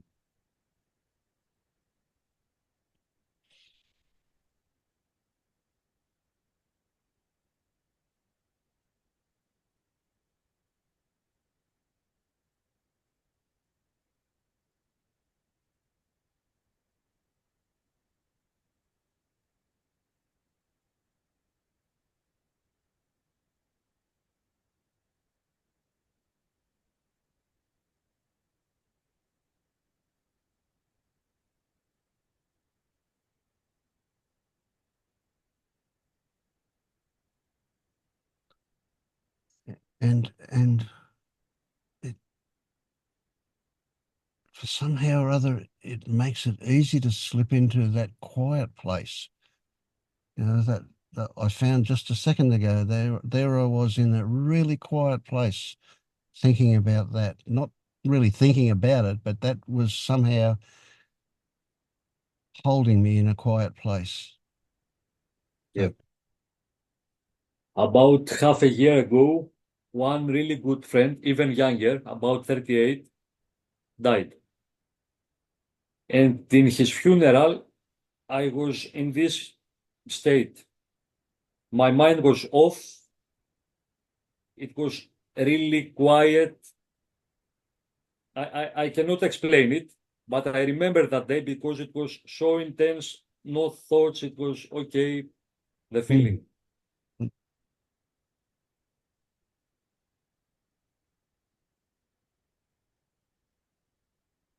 Yeah, I think this moment is to realize this when somebody dies.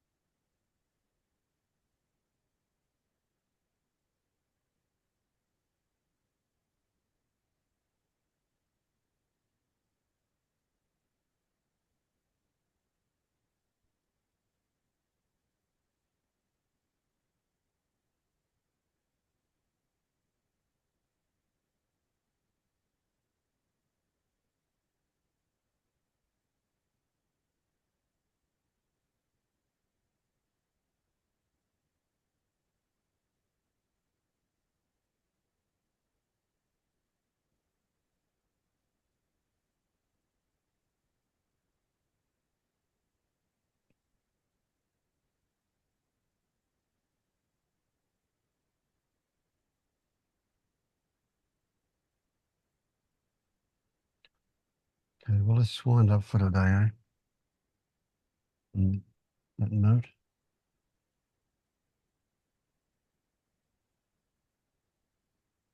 Thank you, everybody. Thank you. Thank you, Vince. Thank you.